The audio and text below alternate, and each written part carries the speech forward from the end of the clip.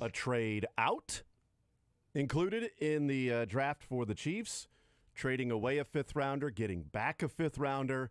So a lot of movement for Brett Veach, which we expected. We didn't know if that movement would come on Thursday night. We talked a lot about that on Friday, whether or not they would trade up when the receivers went 1, 2, 3, 4, starting at 20. When Nolan Smith and Myles Murphy was still on the board, would they trade some of the surplus of picks to move up? They did not. But that was where it stopped from the trades or lack thereof. Out of the 10 selections they had, they made 3 picks at their original spot. 3 selections at their original spot. Pick number 31, Felix Anudike-Uzomah. Pick number 166, B.J. Thompson. And the very last pick they had, pick number 10 of 10 when they started Thursday morning, Nick Jones at pick number 250. Those were the only 3 selections they made at their current spot. The phones were ringing. The phones were heavy. They were doing all of those different things, was Brett Veach and the Chiefs front office. We'll hear from Mike Borgonzi. We heard a lot of Brett Veach coming up, or on Friday we heard a lot about FAU and Andy Reid and Felix weighing in on that draft night, what they liked from him, what he brings to the table. So we've heard a lot about that. But Mike Borgonzi talked on Saturday about some day 2 picks, Rashee Rice, the different other players, and a fun story from Keandre Coburn, who is one of the newest Chiefs, defensive tackle from Texas, about what his draft day was like on Saturday. Saturday's an interesting draft day experience, I would guess, for these players. Because at that point, from 4th through the 7th round, teams can have your value all over the board. Some team may look at you as a 4th rounder. Another team may look at you as a priority free agent. Like, you never know. So you sit around and you wait and you wait and you wait. Maybe you don't have to wait too long, but you sit around and you wait and you're staring at your phone and you're checking your phone. People are calling you and you're telling them, stop calling me. Do not call me. Because you want to keep the line free. It's not like back in the day when there was only one line in the house, and if somebody was on it, it would just get the busy signal. That wasn't the case with the cell phones these days. But still has to be a really interesting, stressful, anxiety-ridden, can you stop looking at the clock day and watching and waiting for you to be drafted, and also counting down the picks as they tick off. 1, 2, 3, 5th round gone, 6th round gone, now 7th round gone. And was happy to see Ronnie Bell get taken in the 7th round, to hear his name drafted. We talked with him on Wednesday. He's heading to San Francisco to be a 49er. We'll play the sound from Deuce Vaughn and his dad, and that was cool. That's one of the probably the most special moment from the draft. There's a local connection as it is, but even if that wasn't the case, just knowing what that was probably like there in Dallas, and even Jera getting emotional and tearing up a little bit. So Deuce Vaughn, if you did not hear that, Deuce Vaughn, he got the call from his dad, who was a scout for the Cowboys. Deuce Vaughn got the call from his dad. Do you want to go to work with me tomorrow? So we'll play that clip. That may be part of the best from coming up later on in Learn Funniest Best. I don't know. Maybe that'll be a combined best. I know it's mine. Oh no, I gave away something in the that we were going to talk about at 1:45. Yeah, hopefully you know that we're not going to play it till then either. So you got to stick around for That's all 4 hours if you want to hear that audio. Certainly no way to hear it online. No way whatsoever. And who knows if we may play it a couple of other times throughout the show. We may or may not do that. So there's a lot of stuff to talk about. We will talk with Joe Klanderman, the K-State defensive coordinator. We will hang out with him coming up at 11 o'clock, get his thoughts on Felix and what he brings to the table. Julius Brent's drafted as well, and maybe that special moment with Deuce Vaughn as he goes to the Dallas Cowboys. So Joe Klanderman, will talk with him about Felix and what he can do in the NFL. Being at North Dakota State when he committed, and then heading to Kansas State and still getting him from him just being a regular student at Mizzou to go study broadcast journalism to now a defensive end for the Kansas City Chiefs. We will talk some baseball with Craig Brown, Into the Fountains, intothefountains.substack.com. Get his thoughts 1 month in to the season, an assessment now that it's May 1st. What we've seen, what you can take away. It is a figure it out, see what you have season. And it's only 1 month in. A lot of baseball left to be played, as they say. A lot of evaluation left to be made. A lot of evaluating to go on this season. But we'll talk with Craig Brown and hear what his evaluation is, what he has seen from this team through 1 month of baseball. And then we'll hang out with Mick Schaefer, KSHB 41 sports director. Again, learn funniest best. We'll get into that coming up about 1:30, presented by Pyramid Roofing. The Zone, presented by Google Fiber, the best internet provider in Kansas City. 913-912-4810. Text says, I got to go to work with my dad. He ran a bowling pro shop. Got to meet Jose Canseco. I like Deuce's story more. Your story's pretty good, though. I mean, I went to work with my dad. We were both umpires back in the day at 3 and 2 in Kansas City. When I was 13 or 14 years old, we would go to work together. I'd umpire, he'd umpire different games, and then we'd be done and we'd drive home together. did you ever run into Jose Canseco? I did, actually. Yeah, Crazy. He was one of the coaches. He yelled at me. I threw him out of the game. He's also a scout for the Cowboys. I know Isn't that weird? nobody talked about it because the whole Vaughn thing, but Yeah, he called his son Deuce Canseco and told him that he was being drafted by the Cowboys. Juice Canseco. Right there. Right there. It was right there. Oh, my God. I feel like you led me to water on that one. I mean, I'm going to Hold say on. you're a good teammate. You know how sometimes when there's a shot, you go, was that a pass or a miss? We're going to call that one a pass. That's an assist for you on the score sheet. Those that are watching can see this. Hold on. Oh. Thank you very much. That is a tip of the cap Thank you, Jason. Thank to you. Josh. Thank you. That is oh my goodness. That was like the Derek Jeter with the little kid that holds up the hat on the final game for Derek Jeter. That was Sammy Sosa home run celebration. that was beautiful. Pull this needle out of my butt. What? And then we're back. 913-912-4810 is the text line to be a part of the show, part of the conversation. 913-912-4810. Let's start off assessment of the 7 picks by the Kansas City Chiefs and Brett Veach wheeling and dealing all over the place. Let's trade up. Let's trade down. They ended up getting what should be a better 5th rounder next year because they gave up a 5th round draft pick to move up for Shamari Connor. So they moved up for Connor to take him at pick number 134. So they gave up pick number whatever it was. Wherever they put 118, 119 is when they got Connor. Sorry, they gave up 134 and a 5th rounder next year. So all over the place. So they got back a 5th rounder from the Cowboys, which should be a better 5th rounder because in theory the Chiefs should have a better season than the Cowboys. That's the hope. If it's not a better selection, then the Cowboys won the Super Bowl. And maybe the Chiefs made it, maybe they didn't. So let's start off with the assessment of these 7 picks. Josh, your general takeaway. I know you're down there at Sports or Leisure, or excuse me, down there at Power and Light. P&L, SOL, same thing. Maybe we do Sports or Leisure from Power and Light from now on. But you were down there at Power and Light on Saturday. But your assessment after marinating on it for a day of these 7 picks by the Chiefs. Yeah, I think maybe the most interesting collective thing is to see in some of the consensus board charts. Last year, the consensus board, sort of an average of a whole bunch of the big boards that we have access to publicly, they love the Chiefs picks. Brett Veach's picks were like step for step with the Pro Football Focus big board last year. They loved the value the Chiefs were getting. And this year, it's not the case. They're one of the bottom 4 or 5 teams based on which ones you're actually looking at. I saw one where they were dead last in terms of like added value based off where these guys were projected to go. Now, that's not gospel in either sense. It wasn't a guarantee that it was going to be a good class last year. It certainly doesn't guarantee this will be a poor one.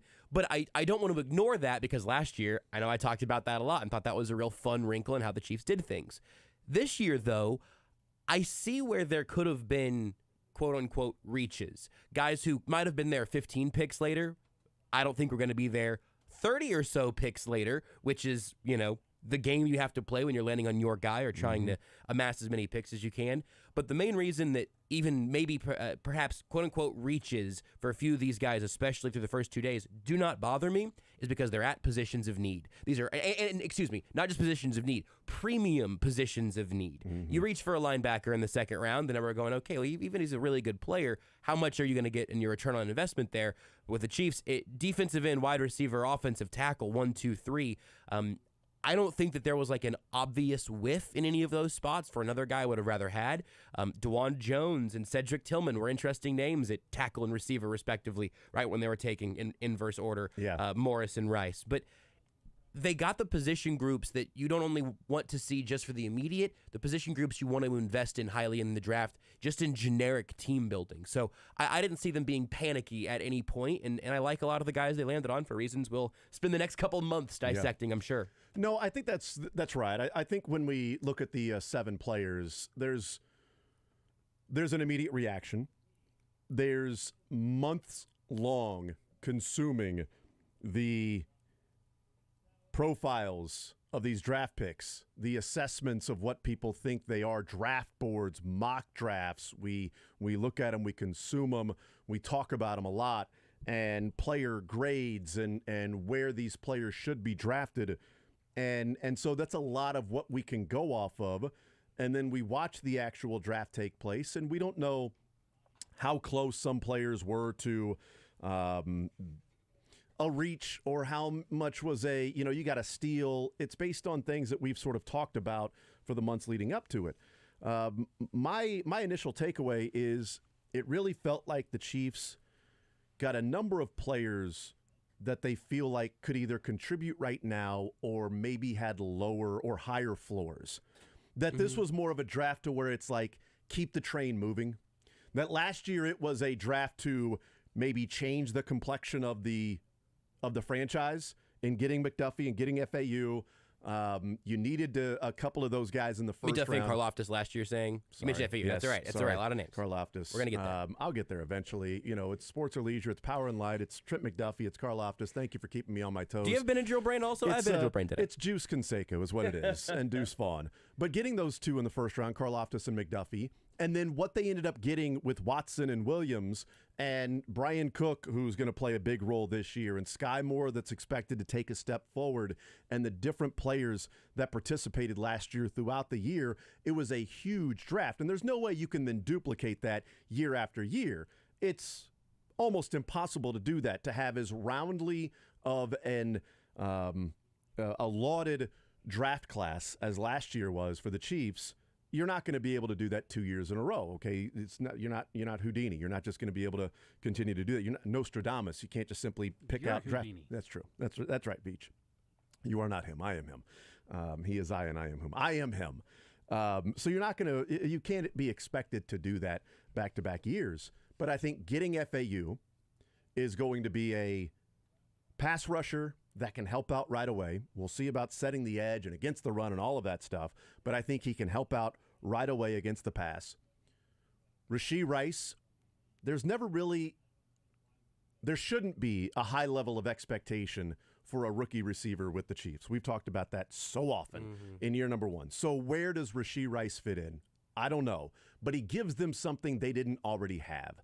So he offers that big playability of contested catches. He offers that leaping ability. The bleep it, Rice is on the sideline. I'm just going to give him a shot. It's 3rd and 17. Let's see if he can go up and make a catch. Let's see if he can have his, I think FBS leading 40% catch rate on contested catches. 40% catch rate on contested catches for Rashee Rice. Not just a 40, like MVS had like a 50% catch rate last year overall. Period, right. Rashee Rice had a 40% catch rate on contested catches. Now, some of that is, why are they always contested catches? Maybe because you can't get open.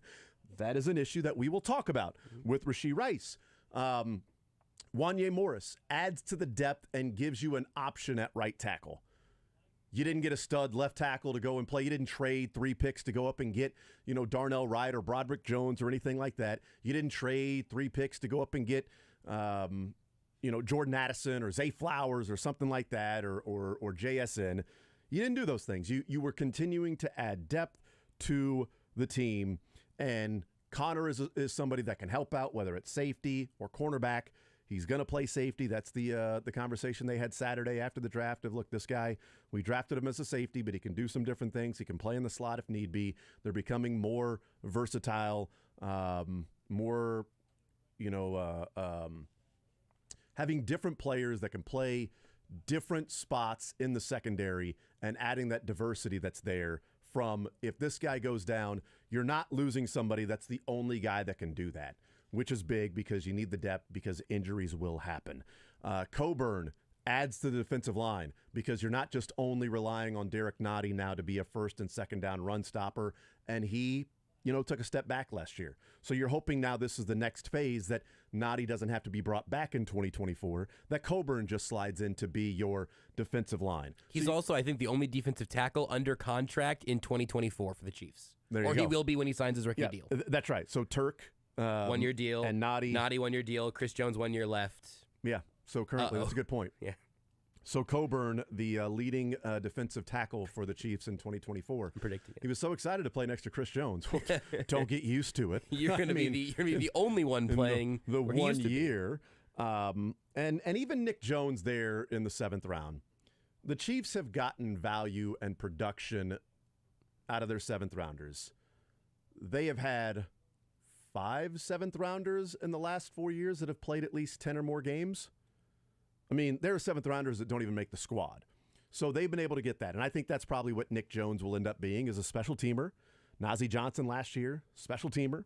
Hopefully I got the name right. I don't know. I've been great with names so far today. So I think the assessment for me is they got players that can add depth. Did they get a difference-making superstar? Maybe FAU grows into that. Maybe Rashee Rice can be that. But this felt more like a draft of don't swing and miss. And if you're Brett Veach with Andy Reid and Patrick Mahomes, if you keep getting singles and doubles, you're going to be really good for a long time. If you keep swinging and missing at defensive tackle and you go Ryan Sims and Glenn Dorsey and Tyson Jackson, and you're just throwing numbers at it and you keep coming up and rolling craps over and over, yeah, you're set back because you got to go and find that. And if Sky Moore offers you a second or third type wide receiver in his career, and if Rashee Rice ends up being a second or third type wide receiver in his career, and if Wanya Morris ends up being a good representable right tackle, then you were fine there in the 3rd round. You got a couple of guys in the 3rd round in Niang and Wanya Morris. If Coburn becomes a first and second down defensive tackle for the next 4 years, 3-4 years, you've got somebody that's not a hole there. Same thing with your cornerbacks. I think the strategy is continue to draft guys that may not have the superstar difference-making ability, but how often are you going to get that by picking last in the NFL draft? And if you keep adding depth and depth, maybe there comes a time, maybe it's next year, that they package picks together and go up and say, now we're going to get a force multiplier. We've gotten depth the last 2 years. Now we're going to package some things and we're going to go get a true difference maker because we're starting to see maybe some of those difference makers age out of the Chiefs with Kelsey and then Chris Jones and Joe Tooney and Trey Smith and Creed Humphrey will be with only 2 years left or 1 year left on their contract in the draft next year. So you're going to have to start replenishing those things.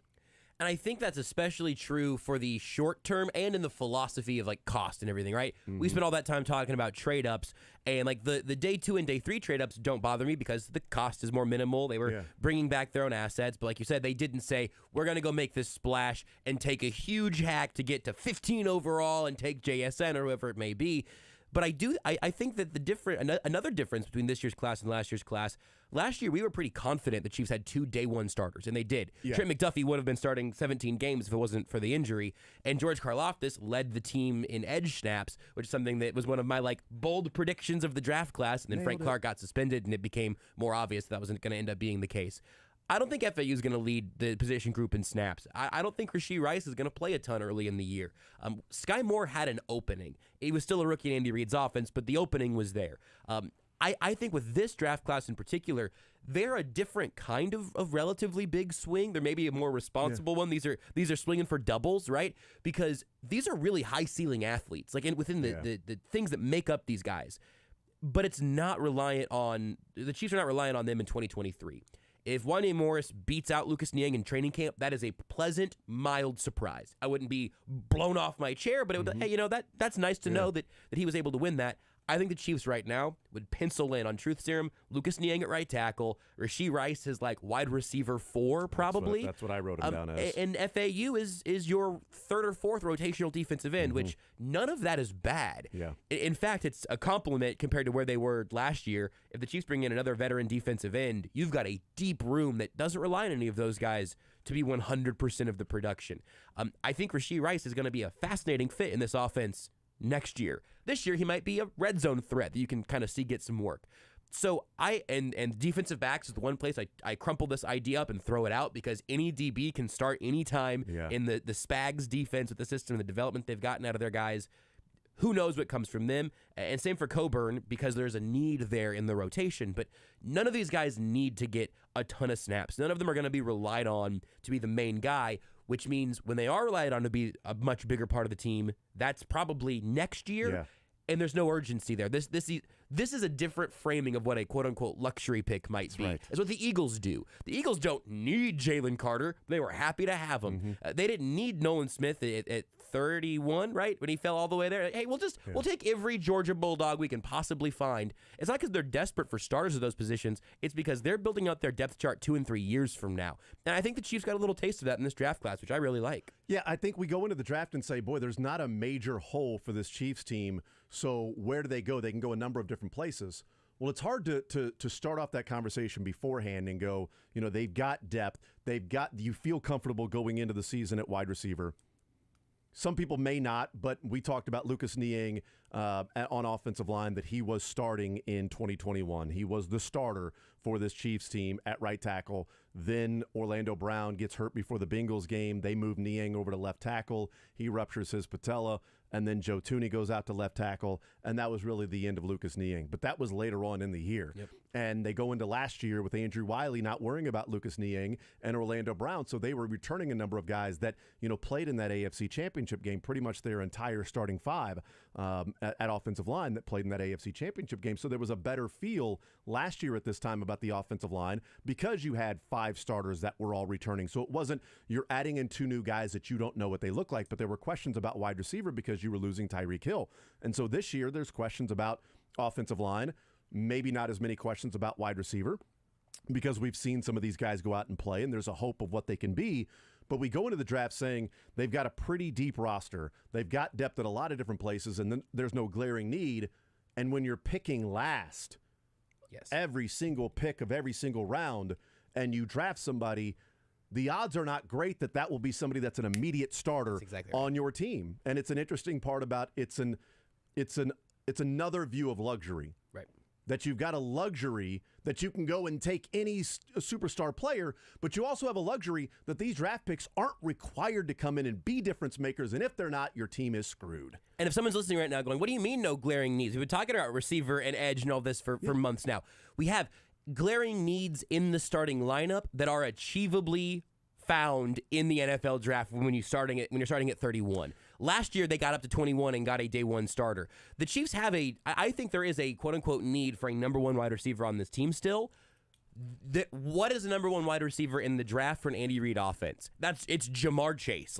And this year didn't even have one of those. Maybe it could have been JSN just because of his skill set. The highest but even floor that thing. Yeah, and that would have been a huge reach. Yeah. They can find a starting contributing defensive end at 31. I think FAU will be that. I don't know if he's going to be in the starting lineup week 1, but he'll be contributing to that. They're building out. These are longer tail draft picks and less about what they'll do right now, which again, I think is a good thing. And you have to believe in your own depth. And a guy like Sky Moore, it'll be Rashee Rice next year, where you say, hey, we expect to see you take this big jump. And then Sky Moore or Kadarius Toney are in longer-term investments. Those are the guys that actually fill that number 1 need this year. We just forget about it because they've been on the roster for a minute now. And we'll take a break on this. Another way of viewing the quote-unquote luxury is 2 years ago they had a glaring need at tackle before the draft, and then they traded for Orlando Brown. Last year, they had a glaring need at cornerback and even defensive end. And in the first 2 picks, they took cornerback and defensive end. And those guys were required to go and play at a higher level. Karlaftis had to come in and play because you couldn't rely on it just being Frank Clark. Dunlap wasn't in the group at that time. And the expectation was that Melvin Ingram was going to be a Chief, and then he wasn't. He was a Dolphin. There were glaring needs there. There was no just flashing glaring need on this team. The expectation is that Jawan Taylor will play left tackle, and Lucas Niang, again, was deemed the starting right tackle over Wiley and Rimmers 2 years ago. You can upgrade that. Absolutely. You can upgrade that. But it's not a glaring need like left tackle 2 years ago or cornerback last year. The last time they were in a luxury position, and this is maybe where Brett Veach is learning from his ways, learning the error of his ways. We'll see. The last time they were in a luxury position, their first 2 picks were running back and linebacker. Yep. They were in a luxury position, and they went defensive end, wide receiver, tackle. Even in a luxury position, they still went premium position. That's right. To help out so that you're not going, well, we got a luxury, let's take a running back. No, don't. Take something that's still of real value, add to your depth, add to your team. Therefore, if Niang's a free agent, you're not on the open market paying $20 million for a tackle. Maybe that's Wanye Morris filling in. Exactly. And we'll see what ends up happening with that. We'll take a timeout. We'll come back. We'll hear from Mike Borgonzi, Keandre Coburn. We'll talk with Joe Klanderman, defensive coordinator for K-State, coming up at 11 o'clock, and Craig Brown at noon. Mick Schaefer, 1 o'clock. More Zone next. You're in the zone with Jason Anderson on Sports Radio 810 WHB. So much about the NFL draft is about measurables, projecting the future, trying to figure out which guys can really do the most damage to your opponent. Don't you know when it comes to hail, size actually isn't that important? I learned that recently because of my friends at Shamrock Roofing and Construction, and when severe weather arrives and hail hits your roof, it's time to call Shamrock Roofing and Construction. Oh, but it wasn't that big. It doesn't matter. It can still be damaging your roof, and that's why you need Shamrock, because the only thing you need from Shamrock is protection. And at Shamrock Roofing and Construction, they have Kansas City's best, ready to draw up a play to put that roof over your head when you need it, and they offer you that peace of mind with that protection plan that will keep your MVP safe for many seasons to come.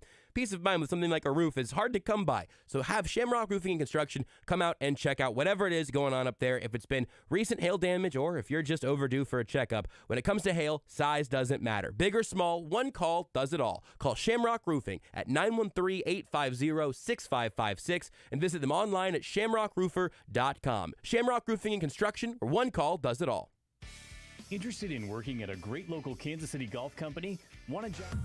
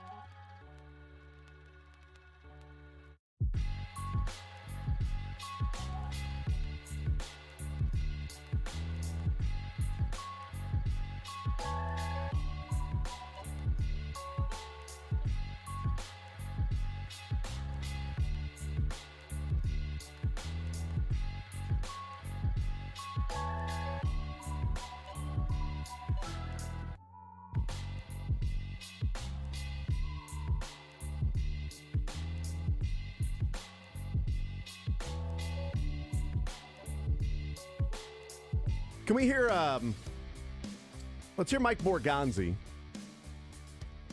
This is from Friday / into Saturday. Mike Borgonzi weighing in on the different selections. Let's hear him weigh in on Rashee Rice over the other wide receivers. There were a number of wide receivers available for the Chiefs, and he was asked about why did you trade up to get Rashee Rice when there may have been other guys available that you could have stayed where you were and picked? Yeah, when we looked at him in the fall and Jason Lamb, our air scout, and Jonathan Howard went in there, just really talented guy. And then we got a chance to see him at the Senior Bowl, got a chance to see him up close live. And, he's a big kid. He's explosive. The one thing he really does, he had like a 41-inch vertical leap. I mean, this kid is explosive. He'll go up and get the football, and then once he catches the ball, you can see he's violent. He turns into a running back after the catch. And so that's a big part of our offense here. So we felt really comfortable with him. Like I said, got a chance to see him at the Senior Bowl, and then had him in here on a visit as well. And, he met with our offensive staff, and we felt really good about him. You see kick return potential? Yeah, I mean, he's got the, he didn't do much of it at SMU, but, he can do that for sure. I think this draft class, in large part, we can look at individual players and talk about, what they may or may not do. Last year's draft class, the beauty of it was that McDuffie was good. Karlaftis was good. They looked sort of as expected. Sky Moore was a little underwhelming, and then you compare him to Pickens because Pickens was on the board when they traded back. That's going to be a tough one if Pickens continues to play the way that he did and take, steps forward with the Steelers, and if Sky Moore is just simply the guy that he looked like in year one and maybe takes a step forward in year two, but doesn't ultimately ever look like George Pickens, then we could view that and say, especially if what they got back was a pick that they took with Darian Kennard, and if Kennard never ends up materializing. You could say, boy, you were looking for that X receiver this year, and, had you taken George Pickens last year, you wouldn't need an X receiver, and this draft class was littered with guys that could play the slot, smaller guys like a Sky Moore. We can look at individual players all over the board. For me, I think a good portion of this draft class comes down to Rashee Rice. Mm-hmm. There's a level of expectation I think you're going to get from FAU. I think he's going to be able to rush the passer if nothing else, and he'll add value that way. Is he ever going to be a 3-down defensive end? I think he certainly can be. I think he's got the traits to be, but there are some things that he needs to clean up and get better at in setting the edge and stopping the run. But I think he's quick enough, good enough, and has enough counter moves to be able to rush the passer in the NFL. And I think we're in agreement that's you'd rather start with the defensive end as opposed to the inverse. Exactly. Totally. Rashee Rice is an interesting one because we talked about it. I liked Rashee Rice, but I also liked Mingo and Tillman better than Rashee Rice. They didn't have a chance at Jonathan Mingo. He went way ahead from where they would have been able to trade up for. But Cedric Tillman went 74th to Cleveland. Marvin Mims went 63rd, their original spot that they traded out of, which is kind of an interesting tie-in. And there were some other players. Josh Downs went in the 3rd round.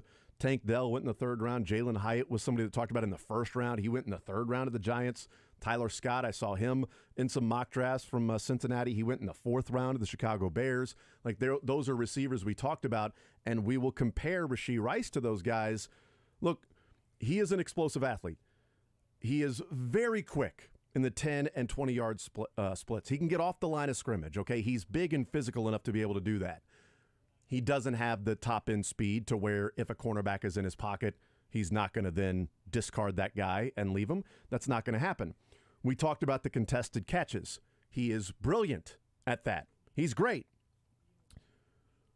But here are some things to keep in mind that are of concern, Josh. Almost 1,100 of his 1,350 receiving yards came specifically lined up wide right. That's very specific for somebody whose production came from one spot, not in the slot, not lined up as an X receiver out left. Was there something about the offense? Was it something about Rashee Rice's comfort level? But when he's lined up out wide right, 1,057 of his 1,355 yards came lined up wide right. He had 3 fumbles last year on receptions, which was the second most in FBS. He had 9 drops, which was the 5th most in FBS. The Chiefs last year ranked 28th in drop percentage already. All right, there were 4 teams worse than the Chiefs in drop percentage. And they were 30th in the total number of drops. Now, they had higher number of passing attempts. That's why the percentage was a little bit better.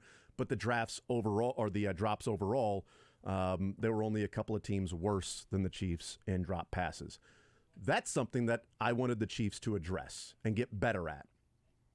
Losing Juju doesn't help you in drop passes. That's where what Rashee Rice could be. If he turns out to be generic, then that'll affect this draft class to me because you traded up to get him. If he turns out to be a guy that the drops were a concentration issue and now he's in the NFL and now it's Patrick Mahomes and you damn sure better do what you're expected to do every single time. Maybe he felt like every time he went out there he was better than the guy across from him because he was playing, at SMU and he wasn't playing at Alabama. So maybe now that there's an NFL cornerback across from him, things like that. There are clear signs, Josh, that he can be a really, really good receiver. And there are clear signs that say he could struggle to adapt to the NFL and sort of be generic and be a better version of Demarcus Robinson. And that's what makes the value of all this draft conversation so interesting. Not the value of the conversation, but the conversation about value. Where if that was Quentin Johnston trading up for him and his drop problems that we've talked about for weeks now, you would have a real big, a little confidence held back just so you don't want to get hurt again. With Rashee Rice, you would feel a little better at that if it was with the original pick in the second round or a player like him later in the draft. You go, hey, look, if the drops are too big of a problem, I at least see the vision. But to your point, trading up and then the wide receivers who went after, again, with Hyatt and Tillman going back-to-back picks significantly later, both of those guys would have been interesting fits. Some reasons that other people have found, and you and I think, are on the same page of preferring Tillman's fit out of that group. I love the versatility of the skill sets. I love that there is not a Chiefs wide receiver that looks like Rashee Rice or projects like he does. Agreed. I love that there hasn't been one in a long time, to the point where I saw one sort of, I think they were even acknowledging a little bit of a stretch, but where Rashee Rice almost compares to Dwayne Bowe. And one little bit of the scouting report, I think it might have been in the KCSN guide, it might have been in Dane Brugger's Beast, but it was saying that, actually, you know what? I think it was Nick Jacobs from 41, who said that Rice ends up looking the fastest running diagonally, which doesn't really make sense, but is a part of his game that someone with a better football eye than me said. I think it was Nick. And that's something that I remember about Dwayne Bowe. Like, when you got him at an angle, it felt like it was over. But you have your drops issues. This is, I think, the biggest swing in the draft as well, because there was not a good value to move back from 31 from the info that we've seen. Everybody seems to like Felix. I like Felix at that spot. This is the gamble. This is the risk. This is where most of their chips are at, because it's also about the future of this offense. Little spooked, and my first reaction hearing the name announced was a little bit of a sour face, because they went small school receivers in the second round back-to-back years. I think Sky Moore's going to work out. But it's so interesting to me that they seem to value high levels of competition at a lot of positions. And at receiver, it's just, give me the traits. Give me the traits. We'll give them to Andy Reid. And if you do get the traits, who cares who they played against? Because now Andy Reid is the one molding them in this offense with Patrick Mahomes. So I'm really, really excited by the pick. But I also understand that there's a large variance of outcomes. But I'm also here for it now because I want to see what this type of receiver looks like in this offense, even if we don't really get to see it till next year. And one of the players that worked out with Patrick Mahomes just not reported that he worked out with Patrick Mahomes. Maybe there's something to that. We'll take a timeout. We'll come back. We'll continue rolling more Zone next. Want to see more of The Zone? Watch the show live on the Sports Radio 810 WHB Facebook, Twitter, YouTube, and Twitch. CBD American Shaman. You know, one of my favorite places to tell you about here in this beautiful state of Missouri is my friends over at Green Light Dispensary. They got four Kansas City area locations, including the newest one on 135th and State Line, plus Bannister, Independence, and Harrisonville. If you're beginning to look and see what your journey with cannabis might be, the folks at Green Light are going to make sure that you get the information you need right out of the gate. They've been voted Missouri's best dispensary numerous times by the people of Missouri. And again, the most important thing for me, my first couple times going into one of those locations, was to say, hey, I don't know what I should even be asking. Here's what I'm trying to learn. And they took me right across that learning process in a way that was so helpful that I can personally vouch they'll do the same for you. They've got the care and the knowledge from their bud tenders to make it a good and easy process for you. Plus, the quality of their product and the overall breadth of their inventory is tremendous. You can order online, check out the menu for yourself at greenlightdispensary.com, or go inside to browse in person and ask the bud tenders what's right for you. They've got extended hours on the weekends, the underground event the first weekend of the month, and you can always go to their drive-thru or grab-and-go window if you order online, which is incredibly easy and convenient. That's all at Greenlight Dispensary. Check out their menu, locations, the information on the Greenlight this weekend, all at greenlightdispensary.com. We're here with Brad McGee from LBA Home Services. I see you're wearing a hard hat. Yes, I am.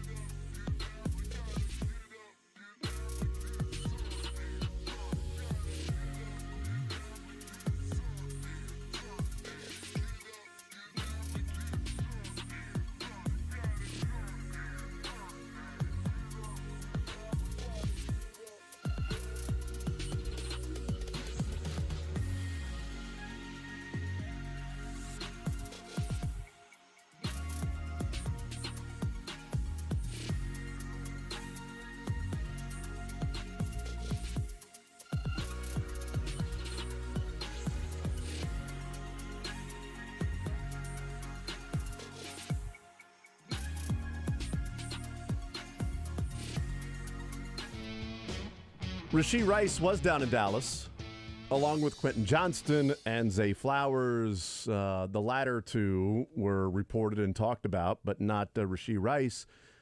This is with the question included here, talking about Rashee Rice working out down in Dallas with Patrick Mahomes. Mike, we know about your relationship and Brett's relationship with Patrick Mahomes. There was a number of past actors that went down there. It seems like Rice was one of them. How much do you guys weigh the input, and what are some of the things maybe he said he liked about playing with Rice? He was down there, Rice? That's what he told us. Oh, sorry.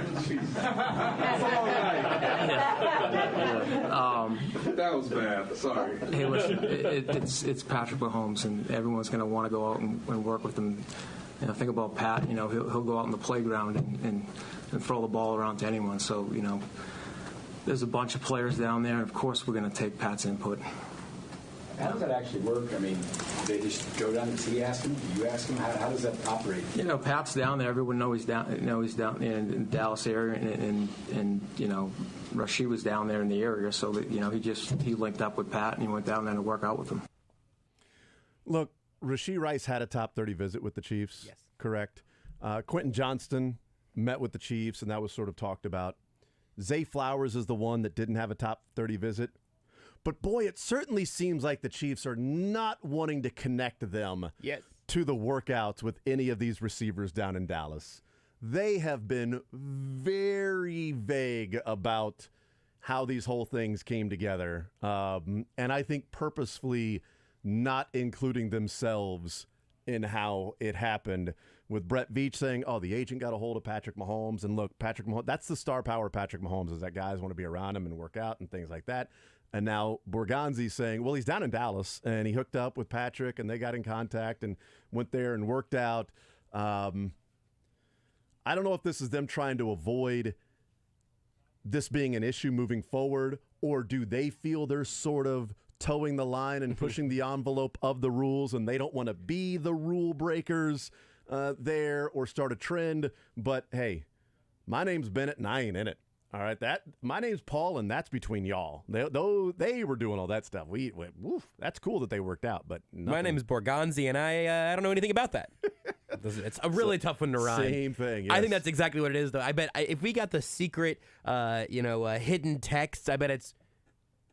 You feel free to work out with those guys if you want. We didn't tell you to. Whoa, no, we no. didn't suggest it. But we're not going to stop you. You know, you want to get some work in with some future NFL prospects? Sure. Hey, let us know what you think about the guys if you want. But we are not. We're not going to force that upon you, Pat. Hey, Patrick, here's Rashee Rice's number. Do what you will with that. Hey, Patrick, here's Zay Flowers' number. Do what you will with that. But that's like a scout sending it to Lee Steinberg, sending it to like Brittany, right. Sending it to Pat. You got to get a few degrees of separation. Exactly here. Right. Yeah, you got to have that plausible deniability to go along with that. Yeah, no doubt.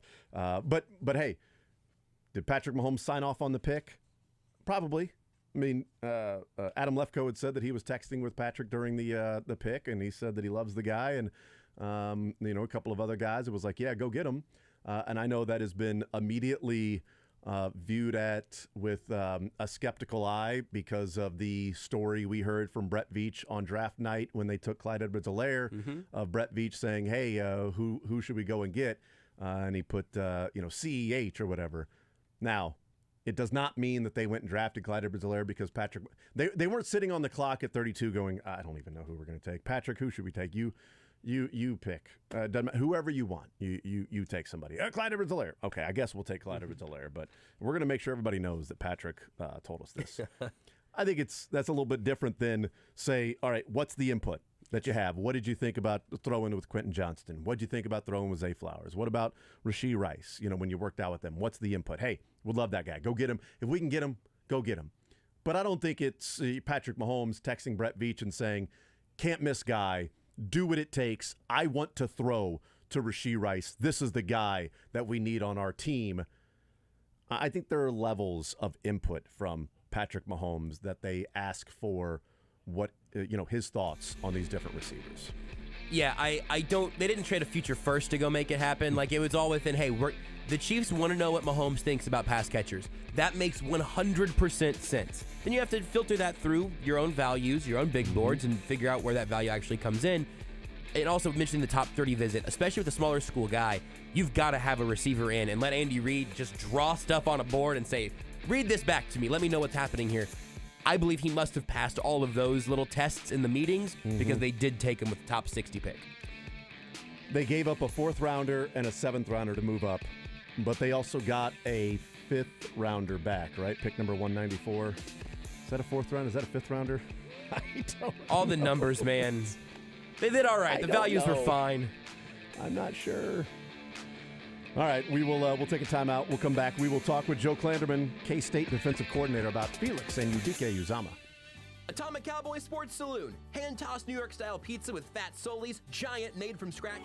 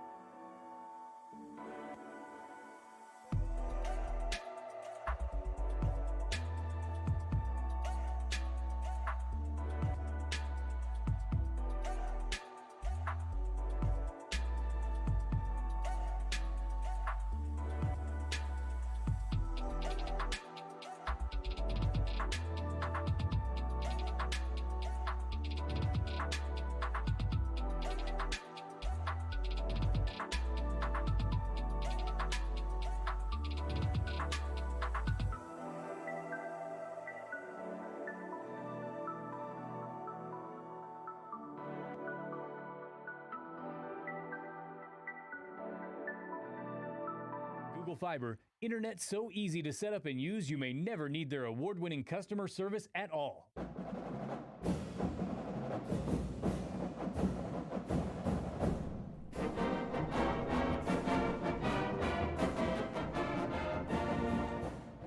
All right, we continue right here on Sports Radio 810 WHB. Jason Anderson with you, Josh Briscoe, Drake. We head up until 2 o'clock. The next 3 hours we've got you. Let's talk some NFL football, some college football a little bit as well with Joe Klanderman, defensive coordinator for the Kansas State Wildcats, and a good weekend for K-State and a few defensive players there. Joe, welcome into the show. How are you, sir? I'm fantastic. How are you guys? We are doing just fine, Can you take us back to Thursday night? What was that like for you watching the draft? It gets to pick number 31. We wonder about Felix, if he's going to go. Is it going to be a Friday night deal for him? And then ultimately we start getting word that Felix Anudike-Uzomah is the pick for the Chiefs. And then, as we heard, Clark Hunt announce that pick. What was Thursday night like for you? Pins and needles. I was just getting back from a recruiting trip, and I got home, and they were about pick 20 or so, somewhere in there, and I didn't assume that he was going to go before then. It's such a those guys are so coy when they talk to you. Some of the NFL personnel people, and so I really had no idea. I had a very good idea that there were several people that were interested in Felix. I just had no idea what range that he might go into. I was just kind of sitting there with my fingers crossed, and all of a sudden his name popped up out of nowhere, and that being Kansas City on top of that, it was just it was a thrill. What were those conversations like then, maybe with some NFL personnel, maybe even the Chiefs, about FAU and how, whether coy or not, what are those conversations like? No, I'm digging that nickname already that you guys have. That's FAU. That's big time. FAU, that's right. It's much easier than locally. It's easier for us to say Felix Anudike-Uzomah because we've been following him for a long time. But it might be easier just for everybody just to give him the FAU nickname. I like it. I hope it catches on. People want to know the things that they don't see on tape. Obviously, they see what they see on film, and if you watch him, you see how incredibly productive he is and how much better he's gotten every year, which is something that I really appreciate about him. And, he had a really good year in 2021. Statistically, it was even better than what he did in 2022, but he wasn't satisfied with that. If you just would have seen how much work he put in the offseason to get himself in a position to make himself better, those are the things that those guys don't see. They wanted to know about his personality, how his fit is in the locker room, and I think everybody can kind of see with his big smile. I mean, he's just the best individual in the world. He gets along with anybody, and I think he's not afraid of a little hard work, and I think those are the kind of guys that we're trying to put in the NFL from K-State. I think, look, coaches, always want their players to succeed and do well, but, it's not to disparage any other players more than just a positive about this particular player. It seems like Felix is someone that maybe a little bit more like you want to see succeed because of the talent on the field. But from all indications, the stories we've heard, we talked to his high school coach on Friday, that the person that Felix is sort of seems like makes it easier to root for him to succeed in his career at the NFL level. Absolutely. And his journey, his journey from being a barely recruited guy. I mean, I remember having those conversations time and time again. 3 or 4 times it came up. Is this a guy that we want to take? Is he ever going to get big enough to be? He was 207 pounds, I think, one time when he visited our campus. Wow. And, our question was, is he ever going to be big enough? We didn't question his athletic ability. And shame on us. 3 months after he got here, he was 250, and he's got the biggest butt I've ever seen. And he just, he's. But he did that. I mean, he could have got here and slid, and he did. He got here and he worked, and he put his head down and got himself to where he is right now. Visiting with Joe Klanderman, K-State defensive coordinator. Him as a player, what do you see from him on the field, and how do you think that will translate to the NFL? Oh, I think he's going to be a versatile player at that level because he's got incredible pass rush ability, and as is evidenced by his production, sacks and whatnot, and hurries and all the things that he does, and the attention that he demanded from offensive protections. but he's kind of an underrated run player. You know, he's got really strong hands, plays with really good leverage.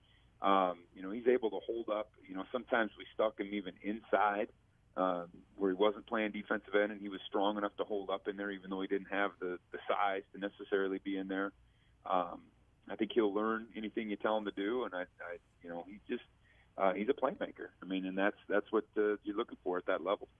It seems like, you know, people have talked about, you know, Felix and his role on the defense, and you mentioned, you know, sliding him inside from time to time, and run defense has certainly been talked about. But I would wonder that maybe a player with maybe a different personality, maybe a different motivation, or not as team oriented, might demand a different role. If you think, you know, I got a chance at the NFL and I'm sliding inside here on different, I need to get after the passer. I need to this is my skill set if I'm going to try to get to the NFL. But playing the 3-3-5, it seems like, you know, here's my role. Here's what the coaches want me to do. So let me go do it.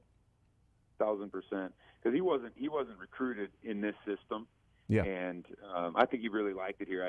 We never ever thought he was going to leave or anything, but he never complained. Exactly what you're saying. I mean, he wasn't all about the stats. He was all about whatever we needed him to do. If we could have asked him to play nose tackle, and he would have went in there and played nose. I mean, that was just his MO. And he was, you know, that's why I allude again to last year's. That's what I'll always remember about him. After 2021, he could have easily sat back and said, you know what, I'm just going to make sure I don't get hurt. I'm going to be a high draft pick next year.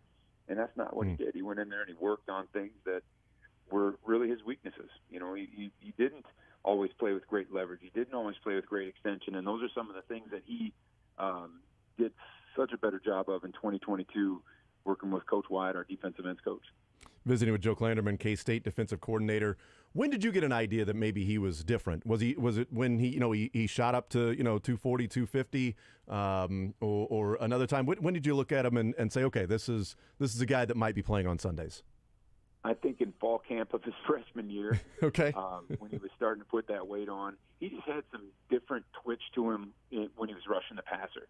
And when he was a freshman, he didn't know his head from his shoes, but he did know that how to get to the quarterback. So we used him a little bit in there as in some pass rush situations, and you know, he had some production that year, even in limited snaps. And then you know, the rest is history. After that, I mean, after that year, when he got a spring ball underneath his belt, he just took off, and he hasn't looked back. He told the story of during COVID and when, you know, everybody was away from the program and you were sitting there in quarantine. He said that that was sort of the time when he was starting to study defensive ends a little bit more, and said, you know what, instead of just sitting here maybe playing video games, I'm going to eat, I'm going to work out, I'm going to put on weight, I'm going to try to get bigger, and I'm just going to study different defensive ends, and I'm going to show up to this, you know, this season, and I'm going to be the best player that they could possibly see, and that obviously, as you're talking about, that came through, because 207 on a recruiting visit, 220 when he shows up to college, to 260 being drafted a few years later. Yeah, I mean, I agree with you on COVID too. He had a lot of light bulb moments, I'd say, during that time where we did a lot of stuff via Zoom. You remember that? That's so crazy. Yeah. Time. Yeah. But you know, and there would be some things that would get said, and you know, he would usually stay after on some of those Zooms, and you know, just so I understand this, I want to repeat. You know, he was one of those kind of guys that wanted to get it, and he was, you know, he always just had a. I mean, it was so raw to him, and he just came on so little by little, but slow and steady wins the race. Visiting with Joe Klanderman, K-State defensive coordinator. Did you think there was a connection there with the Chiefs and different conversations you had? Felix talked about that you know, he felt good whenever he talked with the Chiefs and had conversations with them. Did you feel there was a connection there and maybe conversations you had with the Chiefs, you know, as you're talking to all these different teams? So hard to say, because they all, you know, they all play things really close to the chest, and certainly don't privy me into any of the conversations that they're having, but I knew there was interest there, and you know, we don't get a chance to watch a ton of NFL football, at least not until the playoffs and stuff, because you know, usually Sunday we're pretty wrapped up. But the times when I did watch Kansas City, I thought he would fit into some of the things that they're doing. There's so much versatility with some of those edge players that they have that I thought maybe that would be a good fit for him, and I was just happy to see it work out for him. Visiting with Joe Klanderman, K-State defensive coordinator. The story of Felix and getting to K-State is a great one, and being lightly recruited and committing to North Dakota State, decommitting, maybe going to Missouri just to study broadcast journalism and be a student, to then ending up at K-State's campus. Can you take us through that summer of sort of talking with him and talking with Coach Thomas at Lee Summit High School about, what he could be, how it would work out, a scholarship, no scholarship? How did that whole thing come together to where ultimately he ended up on campus? It's funny because he came to our camp, and we obviously knew he was different. Again, the question was just, would he ever be big enough? And what's really funny is, right now with our new structure defensively, because as I mentioned, we were still a 4-down team back then, and at times you can get away in a 4-down with some smaller defensive ends, guys that,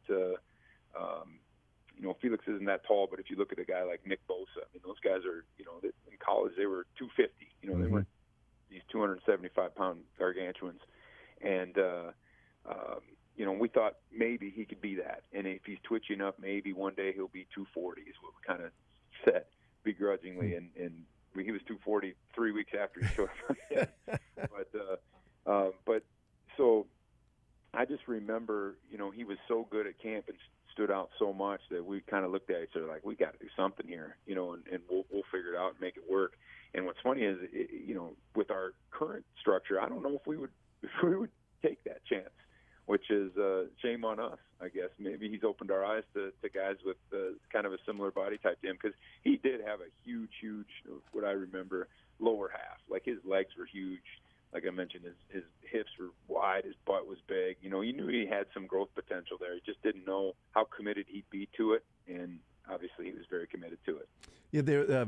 Talking with Eric Thomas, head coach of Lee Summit on Friday, he said, there was a trust mutually between the two. That there was a trust from, the Kansas State side of Felix would come in and work and grow and be the player. And he said there was a trust from Felix to K-State that they would do right by him, because, showing up to campus without, that letter of intent or a scholarship available. What were those conversations like with him, to where it's like, okay, it's not your typical recruitment of a player who gets to campus trusting in the coaches that things will work out? Yeah, I think Coach had a really good relationship with our head coach, Chris Kleiman, in the past, and Connor Riley, our offensive line coach, has recruited that area for a long time, and I think he kind of knew how genuine those people are as men, and that they wouldn't go back on their word. And we always want to, our philosophy in recruiting is we want to take care of the local guys first. So if there's a guy in the state of Kansas, if there's a guy in Kansas City area, there's a guy, if you draw a circle of 180 miles, we'd love to recruit those guys before we recruit other areas of the country. And so we're always going to try to do right by those guys if we can. And I think just past actions were indicative of future trust. And I think that the fact that, they could always rely on Coach Kleiman in the past is, I think, the reason why they trusted him with this, and it worked out for both sides. What's a recruiting trip like on a Thursday, the first round of the draft, when one of your defensive ends is getting ready to be taken in the first round? It was me trying to assist the stewardesses and anybody that I could help to get that plane off the ground, get it landed here, so we could get this thing going. I wanted to get back on the couch and start dissecting what's going on around here. Yeah. No Wi-Fi in those little ones that fly into Manhattan, Kansas now. So we got to make do. That's probably right. Is it? Does it make for a more enjoyable trip when you're like, you can come to K-State, go ahead and watch Thursday night. There's a fellow that wore number 91 for us the last couple of years that'll be wearing a jersey on Sunday. So if you're thinking about Manhattan, just understand that. Oh, by the way, Friday night there's another player that plays a little cornerback that'll be playing in the NFL too. Maybe a little bit easier with those recruiting pitches when you got a couple of guys that are hearing their name called the next couple of nights.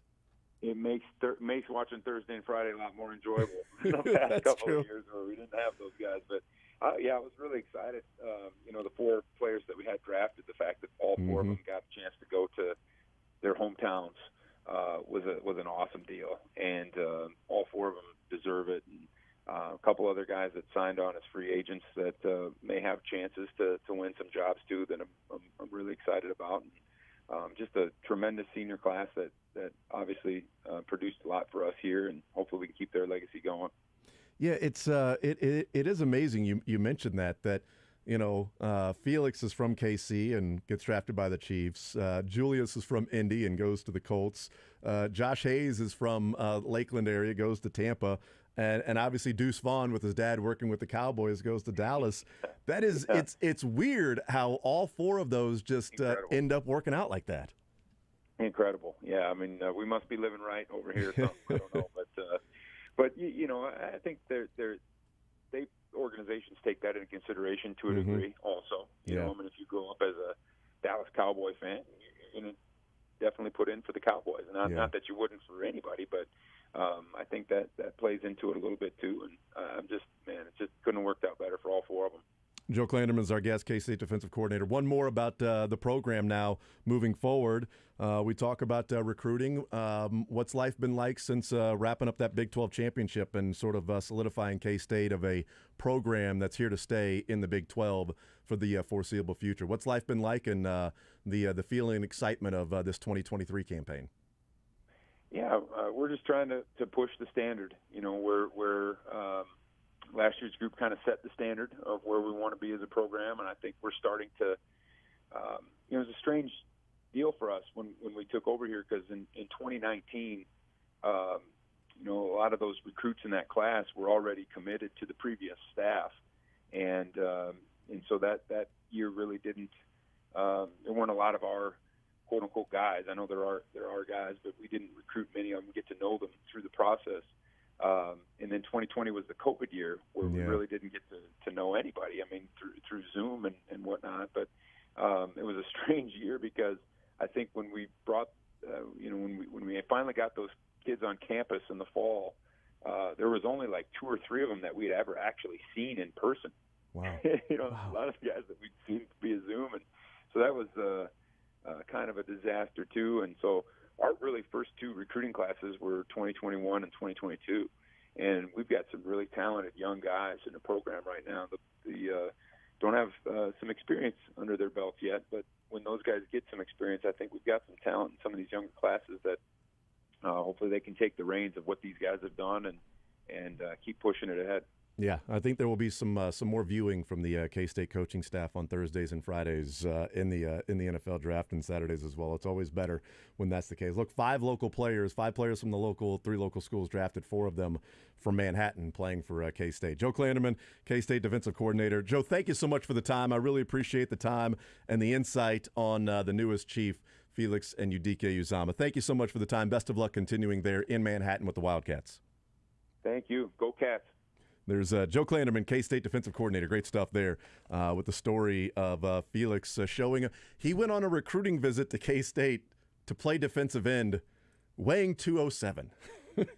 Just like, you know what? Here's the thing, though. Most everybody puts on the freshman 50. Isn't that what they say? You get to campus, you put on the freshman 50, and you go and continue with your life after that, That's what Felix did. He put on his freshman, sophomore, and junior 53 to get up to 260. We'll take a timeout. We'll come back. We'll continue rolling more zone right after this. Todd Lebo, a conversation with Neil Smith. Also, Mike Borgonzi weighing in on Felix and weighing in on the day 2 picks, Wanya Morris as well. And then Keandre Coburn had a really interesting phone call that he was describing to the local media on Saturday. We'll take a timeout. We'll come back. All of that and more as we continue on this Monday edition of The Zone, Sports Radio 810 WHB. Take the show with you by listening live.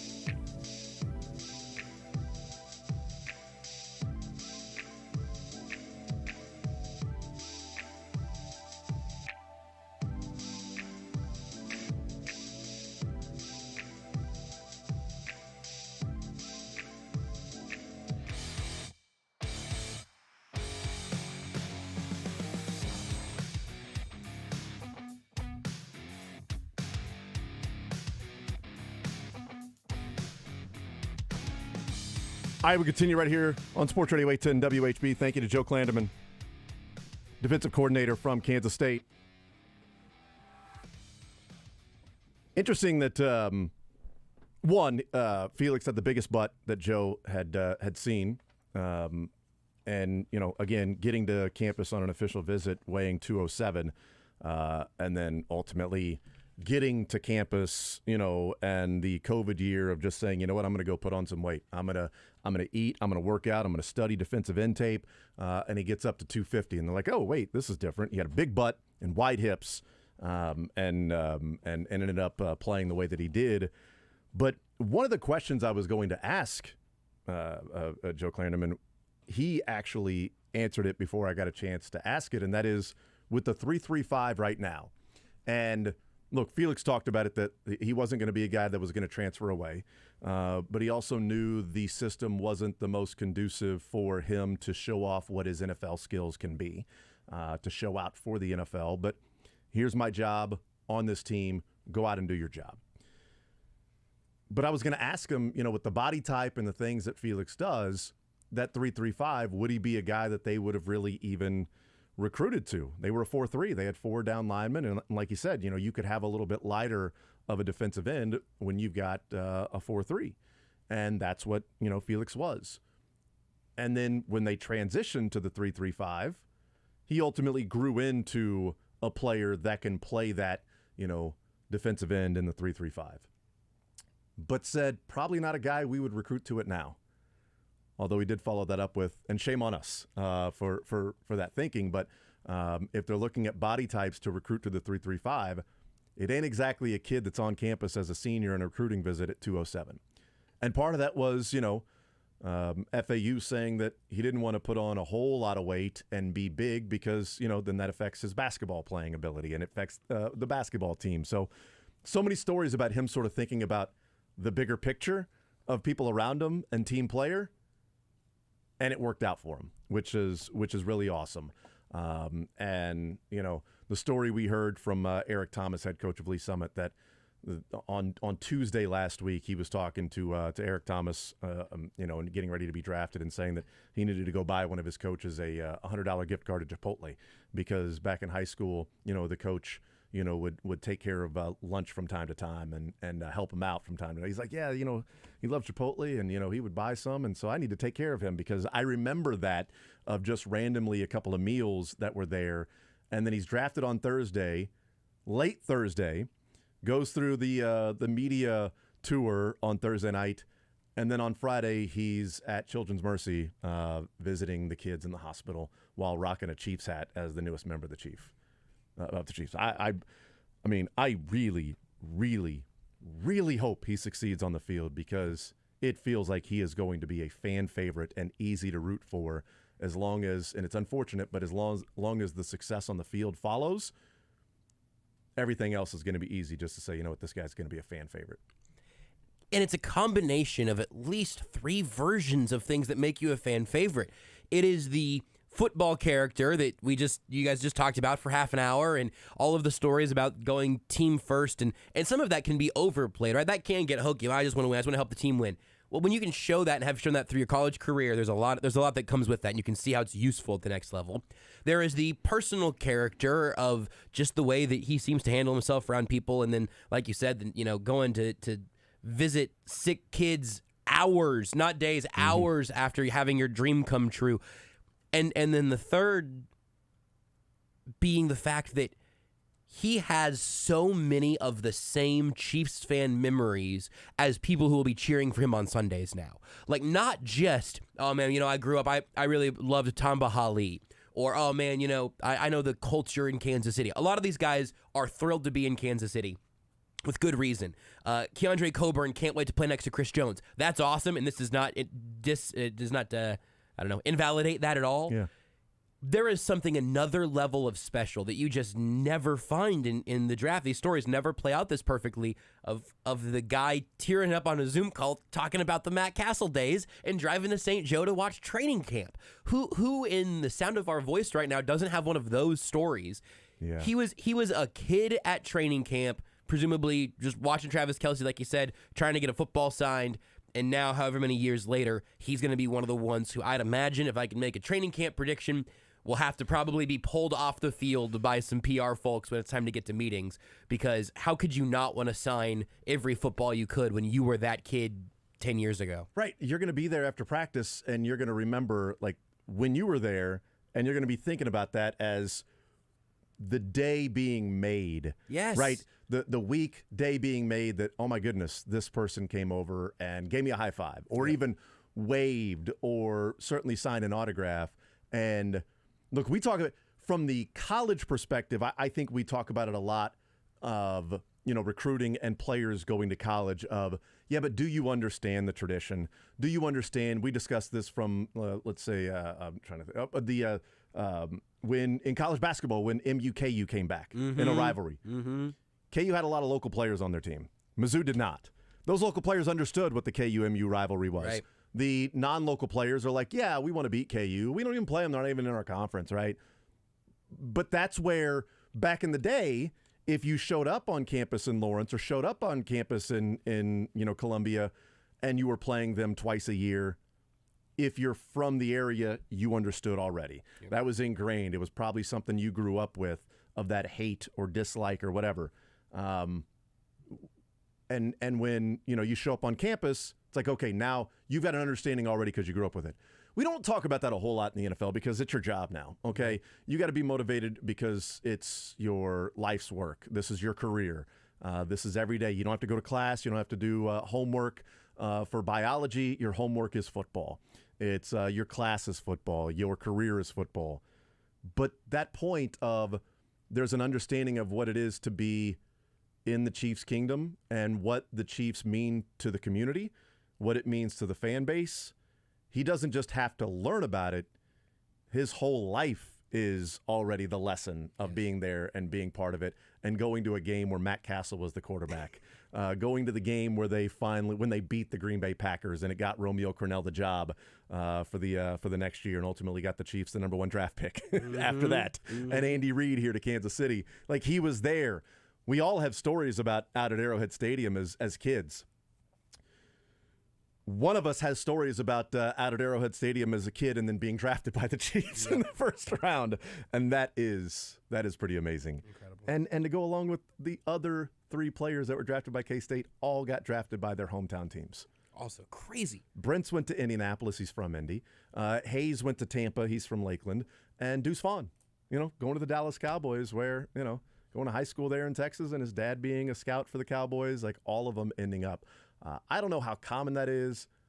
I don't remember, the Chiefs taking local guys in the draft, right? Taking local guys. And maybe it can become more common late in the draft, but it's a weird sort of odd tie-in to the draft and some of the stories there. The 4 K-State players all get drafted by their local teams, and Felix being a guy that grew up in Kansas City and going to Chiefs games is pretty awesome. So it's a good point about about training camp, that he'll be the one that you gotta go and like with a fishing hook. Yes, old vaudevillian cane, exit, stage left. Exactly right. Yes, there are going to be a lot of horse collar penalties with grabbing the back of his of his pads and pulling him away from, and that's certainly the hope. But I think he'll be a fan favorite. Let's hear from Mike Borgonzi. I want to hear him weigh in on the day 2 draft picks. This is about minute 40 or so. And he talks about on day 2, on Friday night, when they draft Rashee Rice and trade up for him, when they trade up for Wanya Morris, and moving around the board and things like that, what they liked about Rashee Rice, what they liked about Wanya Morris. So we had 2 picks tonight.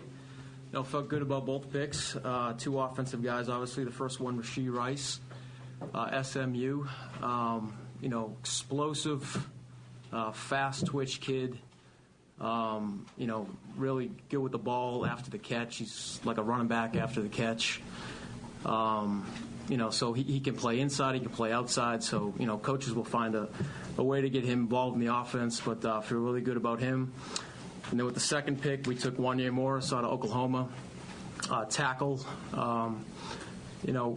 Played right tackle at Oklahoma. Also he was at Tennessee before the first couple of years, and actually played beside Trey Smith playing left tackle. So big, long, athletic guy that, will get in the mix here at tackle.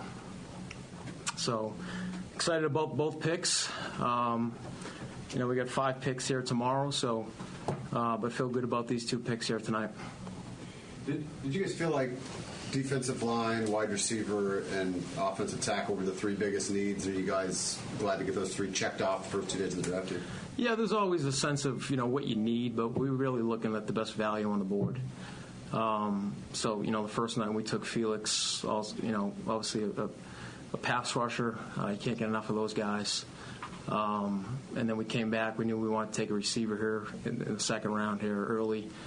We moved up for Rice, and we're able to get a tackle here in the third. So we felt good about filling the needs, but also staying true to the board too as well. The staying true to the boards is interesting. Because they moved up and down. They moved a lot. They moved up a lot. They moved down. Well, they didn't move down. They moved out. They traded a pick for next year's Dallas Cowboys 5th-round draft pick. They gave up pick number 178 in the 6th round for a 2024 5th-round draft pick. They had given up their 5th-round draft pick to move up and get Shamari Connor to go up and pick him. So they had to give up next year's 5th-rounder, and then they traded out of 178 and got a 5th-rounder back. So depends on which team is looking at which draft chart. Peter King has a report in Football Morning in America, and he was with the Raiders all day. So he's got the inside reporting of what was going on with the Raiders all day. They were getting a feel on what would happen in the top 6. They were picking 7. Do they want to get up and get a quarterback? Are they going to trade back? And it gets to the end of the first round, and they say 8:30. This is Vegas time. So it said, said that they had tense conversations about where the board would be, where it needed to be for them to move up or move down. So at 8:30, there are 2 picks left. Pick 30 for Philadelphia, 31 to Kansas City. And Michael Mayer from Notre Dame is the player they wanted. They're sitting at 38. They don't think they're going to be able to get him at 38. They talk with Kansas City and moving up to 31. And Ziegler says, quote, if Casey comes back to us, want to do it. The GM, Ziegler. If Casey comes back to us, you want to do it. McDaniels, yes. Best tight end in the draft. Let's go get him. Very short conversation. Ziegler then got off the phone and said, not going to work. It's too many players we like. The Chiefs would have traded 31 and also a 6th rounder, pick number 217, if the Raiders were willing to give up pick 38 and 70. So they would move back 7 spots, and they would pick up the 70th pick in the draft. And therefore, they would have a high-end 3rd rounder. They would have 2 seconds, 3 thirds at that point. Mm-hmm. So, or 2 thirds, I should say. Sorry about that. 2 thirds at that point. So it was 70 and 95. So they would have 38, 63, 70, and 95 would be the selections that they would have. They would give up a 6th rounder, one of their 6th, to be there. The Raiders didn't go for it because one of the charts that they use, and I'm guessing it's not the Rich Hill chart, but one of the charts that they use said it would have been a minus 47 in the... Minus 147. Sorry, yes, minus 147 in what the grade was. The Rich Hill chart says it would be minus 33.5, which the real Rich Hill chart minus 33.5 is roughly a high 4th rounder. So the Raiders are saying they would have to pay a premium of a high 4th rounder to move up to pick number 31. And the issue there is, like, that makes sense because there's a premium to get back in the 1st round. Like, when you look at the draft value chart, like, they kind of go, the picks go down, even from 32 to 33. It's kind of the same drop-off as it is from 31 to 32. Mm-hmm. 31 is 190 points. 32 is 184 points. 33 is 179 points. That's a 6-point drop-off and a 5-point drop-off. Well, if you're going from the 1st to 2nd round, It's not the same. Pick number 32 is not the same as pick number 33. So I think what the Chiefs were saying is if we're trading out of the first round and giving up that fifth-year option, you're trading into the first round to get a fifth-year option there. It's not just going to be the regular trade value chart. It's going to be a premium of the value is going to be about, trading an extra fourth rounder. That goes along with that. We'll give you a sixth and our pick. You give us your second and third rounder. How badly do you want them? And it was a short conversation. They said, no, we're not going to do that. I don't know what it would take for the Raiders to do that. Like they said, if KC comes back to us, if they come back as in like back from where their asking price is, they need to come back to us a little bit and we'll do it. We'll go up and get Michael Mayer. And the Chiefs said, no, not going to do it. Maybe that's because Felix was there. Maybe that's because, no, if we're trading out of the first round, we're going to get the premium of giving up a first rounder and you getting up here to 31. I don't know what the snapshot was when they were having that conversation. The Raiders ended up having the 100th pick and 104 right at the end of the third and beginning of the fourth. I'm sure they would have probably sent one of those to Kansas City, and I wouldn't wanted the Chiefs to have done that. I like trading back and getting more picks, but like 70 is really valuable. It's worth moving back some premium spots, late first, early second there from 31 to 38. Probably not worth it for 100 or 104 or 135 or whatever the Raiders would have given up. Because you're 7 picks back. So in those 7 picks, is Felix going to be there? Is, I don't know, Ojulari? Is Keon White? We talked about Adebawore as a potential late first, early second, and he didn't go till day 3, right? Yeah, he was Adebawore Aditamiwa. Ended up going in the 4th round, pick 110 to Indianapolis, which was a real surprise. Yeah. Because we were talking about him being a Friday night pick. Yep. But that didn't end up happening. And that's where part of this is going to be a study on the draft as we move forward in the years to come. Yep. Because, again, they took Rashee Rice at 55. They traded up for him. Marvin Mims went 63, which is where their original pick was. Cedric Tillman went pick number 74. I liked Tillman and Mingo over Rashee Rice.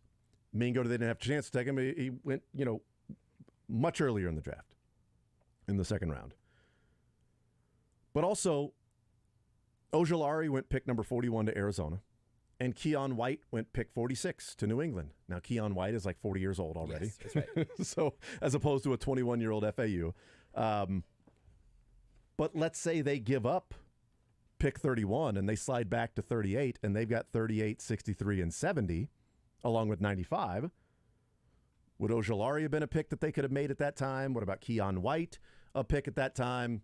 And then I'm not sure who you get at pick number 70. I'm not sure. Or do you use pick number 95 to move up and get FAU in the 2nd round, and therefore now you've got FAU and then 63 and 70, as opposed to FAU 63 and 95.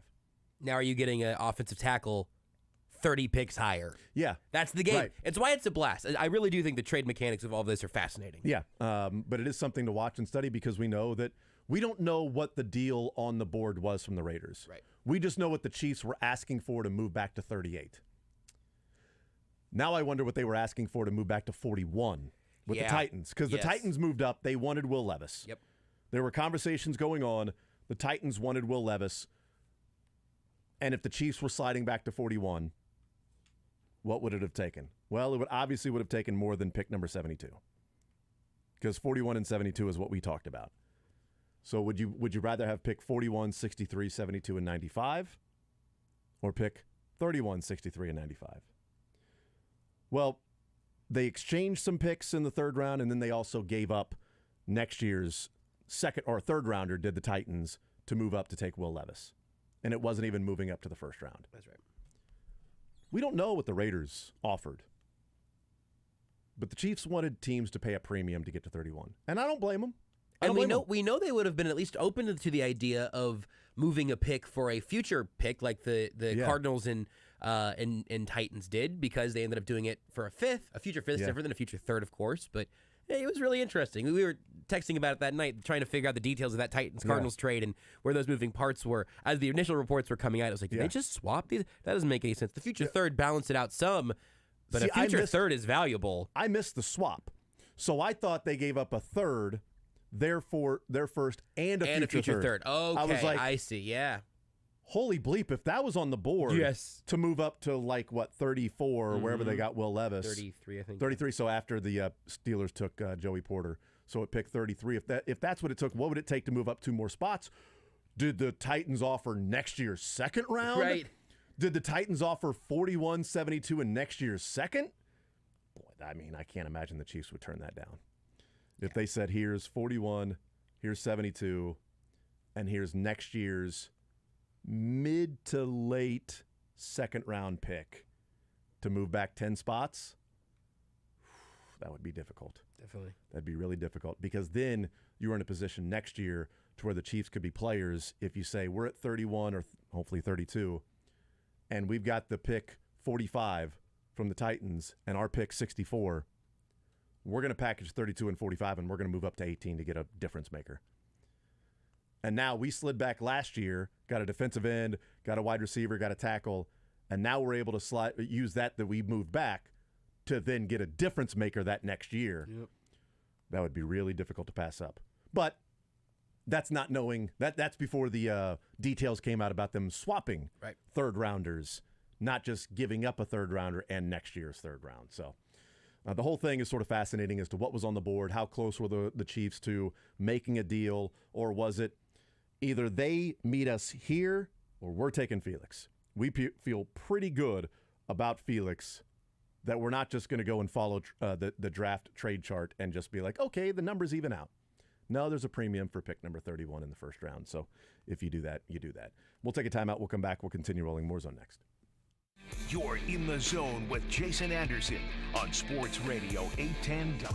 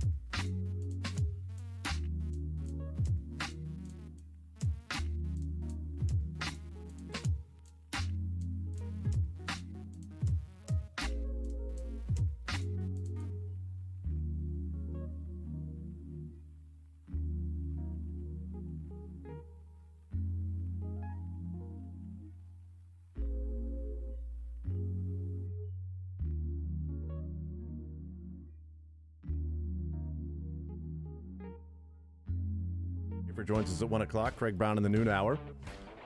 Todd Lebo with the Third and Long Foundation hanging out there. Also, shout out to CBD American Shaman.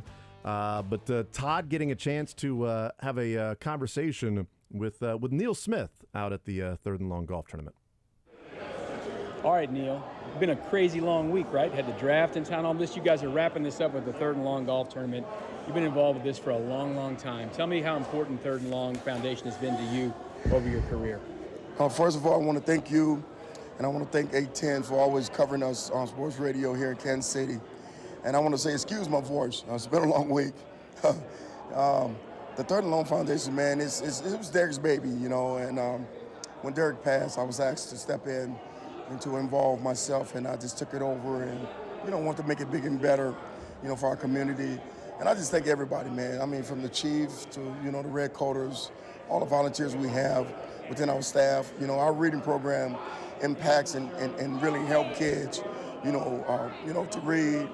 And we just touch some community awareness to these type of things, bringing the golf tournament here. We have a wine tasting deal throughout the year.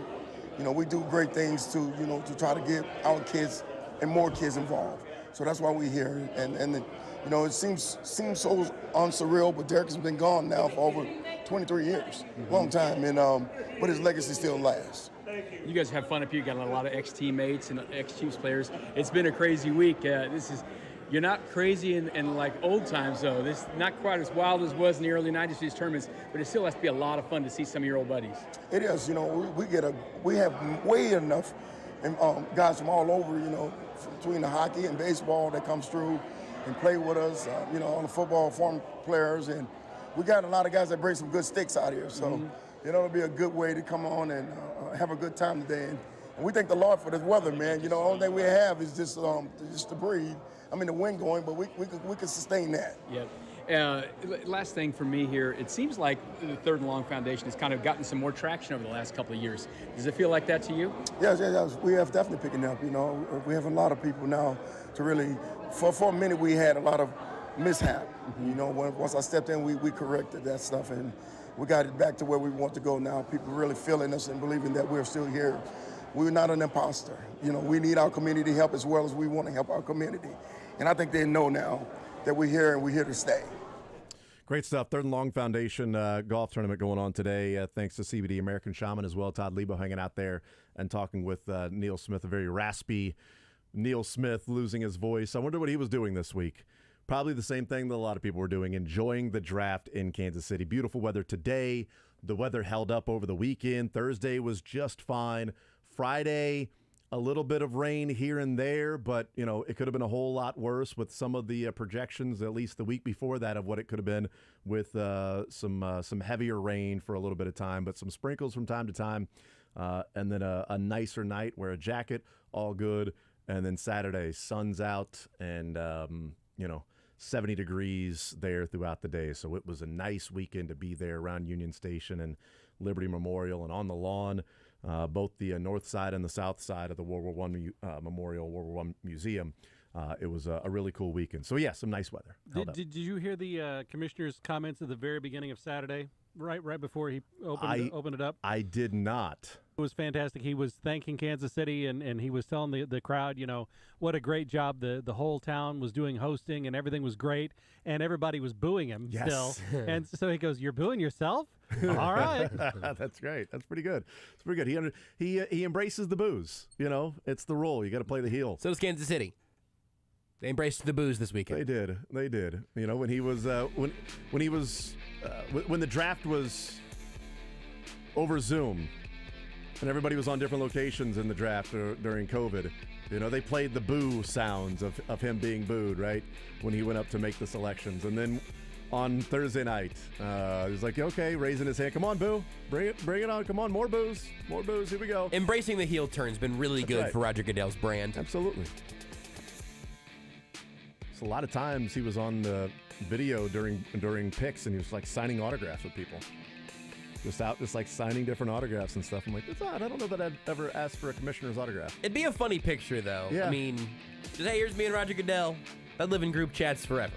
It's a dude dressed in all Carolina gear, sitting in one of the front rows there by the stage, and has his big chain with the Carolina logo, and Roger Goodell is signing it. I thought that was The commish! You need a battery, it's Wholesale Batteries. Since 1977, Wholesale Batteries is one of the largest full-line battery suppliers in the Midwest, serving commercial, industrial, OEM, and retail customers. Call 913-342-0113. Wholesale Batteries, we give you the power. Paid for client portrayal and endorsement. The choice of a lawyer is an important decision and should not be based solely upon advertisements. I'm attorney Mike DePasquale. When I say I've got this, here's what it means for you. It means Mike and his team can help you deal with all of it. Mike's got this. 816-888-7500. So you're looking to unwind after a long day or celebrate with friends. You want music, but you also want something else. Bourbon. At Blue Note Bourbon, we believe music and bourbon have something in common. They can lift your spirits, soothe your soul, and take you to another place in time. So here's the great music. Good times and great bourbon. Pick up a bottle today and let Blue Note Bourbon be the soundtrack to your night. Icon is seeking healthy, non-smoking men and women ages 18 to 65 to participate in a clinical research study at our facility in Lenexa, Kansas. Volunteers must be available for one stay of 18 nights and 4 outpatient visits. Qualified participants may receive compensation up to $12,700 for time and travel. Call Icon today at 913-210-5900. That's 913-210-5900.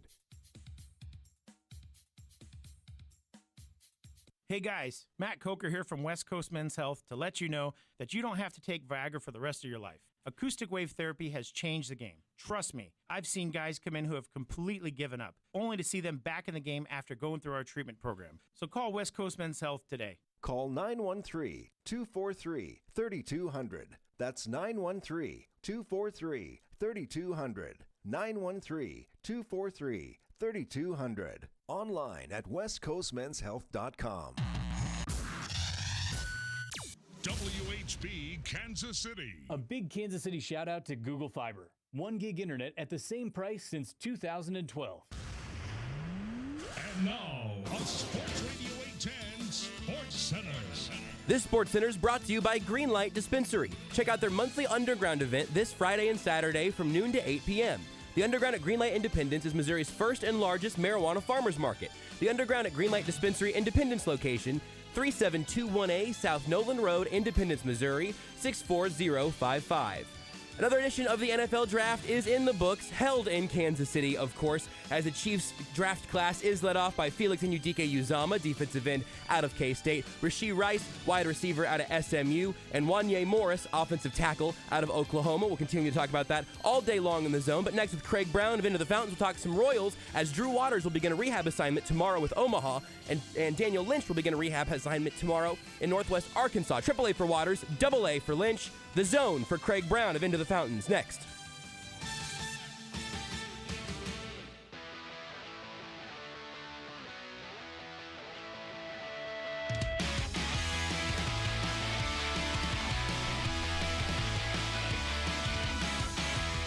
All right, we'll continue right here on Sports Radio 810 WHB. We'll hear from Brett Veach coming up later on this hour. Mick Schaefer at 1 o'clock. Talked a lot of football here in the show. Joe Klanderman, K-State defensive coordinator. If you did not hear that, talking about Felix Anudike-Uzomah, go check that out in the podcast. Really good stuff, some inside information, and we hear Joe describe Felix's butt. So if you wanted to know about the way a defensive coordinator thinks about a defensive end's butt, there you go. Go listen to that podcast. 913-912-4810. Have not been able to get to some of the texts, but I've been looking at them all and want to get to some of those as the show progresses as well. Let's talk some Royals baseball. Craig Brown, we talked to him on Mondays from Into the Fountain, intothefountains.substack.com, joining us here in the zone. Craig, what's up, man? How are you, sir? I mean, do we have to talk about the Royals? The draft is just inherently more interesting, and I don't even follow the thing. You know what? That's exactly right. Let's talk about the Chiefs players that would be good Royals players, okay? That's what Rashee Rice, he would be one hell of a center fielder because he can go up and make catches with the best of them. He tracks the ball in the air really well. I don't know about his ability at the plate, but I feel like you're getting at least a good glove. ability at the plate, that might not be important. I mean, from what we've seen. Good call. I mean. Good call. Oh, man. It's Jackie Bradley Jr., Rashee Rice, a Spider-Man meme, just pointing at each other. At least one is 22 years old. All right, so let's get an assessment. I know it's not good, but an assessment. We are 1 month in. The Royals are a brisk 7-22 on the year. So what have you seen 1 month into a let's see what they have evaluation season for the Royals? I mean, the evaluation is it's bad, and I don't know that where the upside is coming from at the moment. Not to be all negative and down, but this is a really bad situation for this team. They're tied for the worst start in franchise history, over 29 games. Just winning 7 out of those 29. The other teams that did it, we experienced it 2005 and 2006. Both those teams lost 100 games.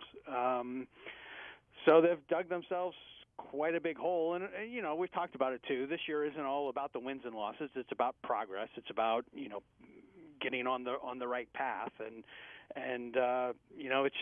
it's really hard to see where that path is at this moment. Just a brutal road trip where they win 3 out of 10, which is a little bit better than their actual winning percentage. So I suppose that's progress. But I mean, it's just everything that we've seen. It's like hey, that they'll have a game where the offense clicks, the pitching looks good, and then they'll have 2 or 3 where nothing works, and it's frustrating to watch right now. They are pacing for 39 and 123. Over under 39.5 for the wins this year. I mean, it's a brutal start. It's nothing is working. The offense isn't scoring. The pitching isn't keeping runs off the board. The starters might look good. The bullpen will be shaky. The starters will be shaky. The bullpen will look good. It's just they can't get everything firing at once, and the parts that aren't firing are so unproductive that it's bringing everything down. If they're preventing runs from scoring, just go back to the first series against the Twins, over a month ago. They 2 runs, but they can't win those games, and that's more of what we're seeing. Bad teams lose games throughout the entire season, but it's odd that it really feels like the Royals have done an awesome job outside of the 3 years when they were, 14, 15, 16, even 17 of when they were, competing for playoffs, winning a World Series, going to a World Series. It feels like they have done just an amazing job of making sure everybody knows the season is over before April is done. It's odd how uncanny it is for them to completely eliminate any interest in a season before, May 1st gets here. We've seen a lot of really bad starts. Yeah. A lot of really bad Aprils. You're absolutely right. I mean, a good April is the rarity with this team. They won. I was looking it up earlier because I was curious. They won 18 games in 2015, which was the year that they won the championship. I was surprised to see that 2009 they won 18 games. Oh wow! And that was a team that ultimately finished 65 and 97. So starts. They're part of the record. But they, by no means, indicate how the rest of the season is going to go, which is a really good thing considering where this team is right now. But they've just dug themselves a tremendous hole. Again, we're not talking about contention. We're not even talking about getting to 500. But there's got to be some progress. There's got to be some respectability. And right now, there is none of that. Even if the Chiefs, good night. Even if the Royals get to 65 and 97, the thing is, though, like in 2009 when they won those 18 games, I'm assuming there might have been some interest in May and even June, even though they start losing some more games and ended up, almost a 100-loss team. When you start out 7-22, yeah, maybe you go 58 and 75 the rest of the way. That ain't exactly like you're playing awesome baseball. But I don't even think anybody would notice, at this point, like wins and losses along the way because the whole WL part of the assessment seems to be out the window with this start. And, it's never good when the only team with the worse record than you is a team that's literally trying to lose because they want to leave their town. It's one thing if the Royals were trying to lose because they wanted to leave Kauffman and that's how they would get a new stadium, is just to lose a lot of games. Like, okay, maybe they're doing this on purpose. But no, they want to win. These are players. There's a number of players here where they think are going to be a part of a division-winning team, or at least they think, Yeah, I think, looking ahead, this homestand coming up, 10 games, the Orioles, they're a good team. They don't exactly move the needle. School's still in session. It's going to be a tough draw. This weekend, Lorenzo Cain is, going to throw the team a bone by coming back. That'll be a big draw. That'll bump the attendance. And then the White Sox the following week, or while they're still in town. Again, they're going to have a really difficult time drawing outside of any kind of retirement party from anyone from the 2015 team. And you're right about the A's. They're a team that they've torn it all down. They've done everything on purpose to lose as many games as they can because they're trying to get out of Oakland. They're trying to get to Las Vegas, and that's one way to do it. But on the other hand, the Royals are trying to improve, and they're barely better than Oakland. They're trying to angle for a new stadium. We haven't heard a lot of talk about that lately, which is probably a really smart thing on their part, because they're going to need some help. They're going to need the taxpayers to pony up a few dollars, and holding your hand out when your team is on pace for 120 losses, that isn't going to be very well received. So I would think that, if anything, I wrote about it today at Into the Fountains, J.J. Piccolo, Matt Quatraro, they get time. It's a new leadership in this team. So they get time. They couldn't be off to a worse start. But you also wonder how patient somebody like John Sherman is going to be, because he's working towards something. And he needs to get that in front of the voters real soon, and it's not going to go well for him if this team isn't performing better. This is not to make an excuse at all. I want to preface it with that.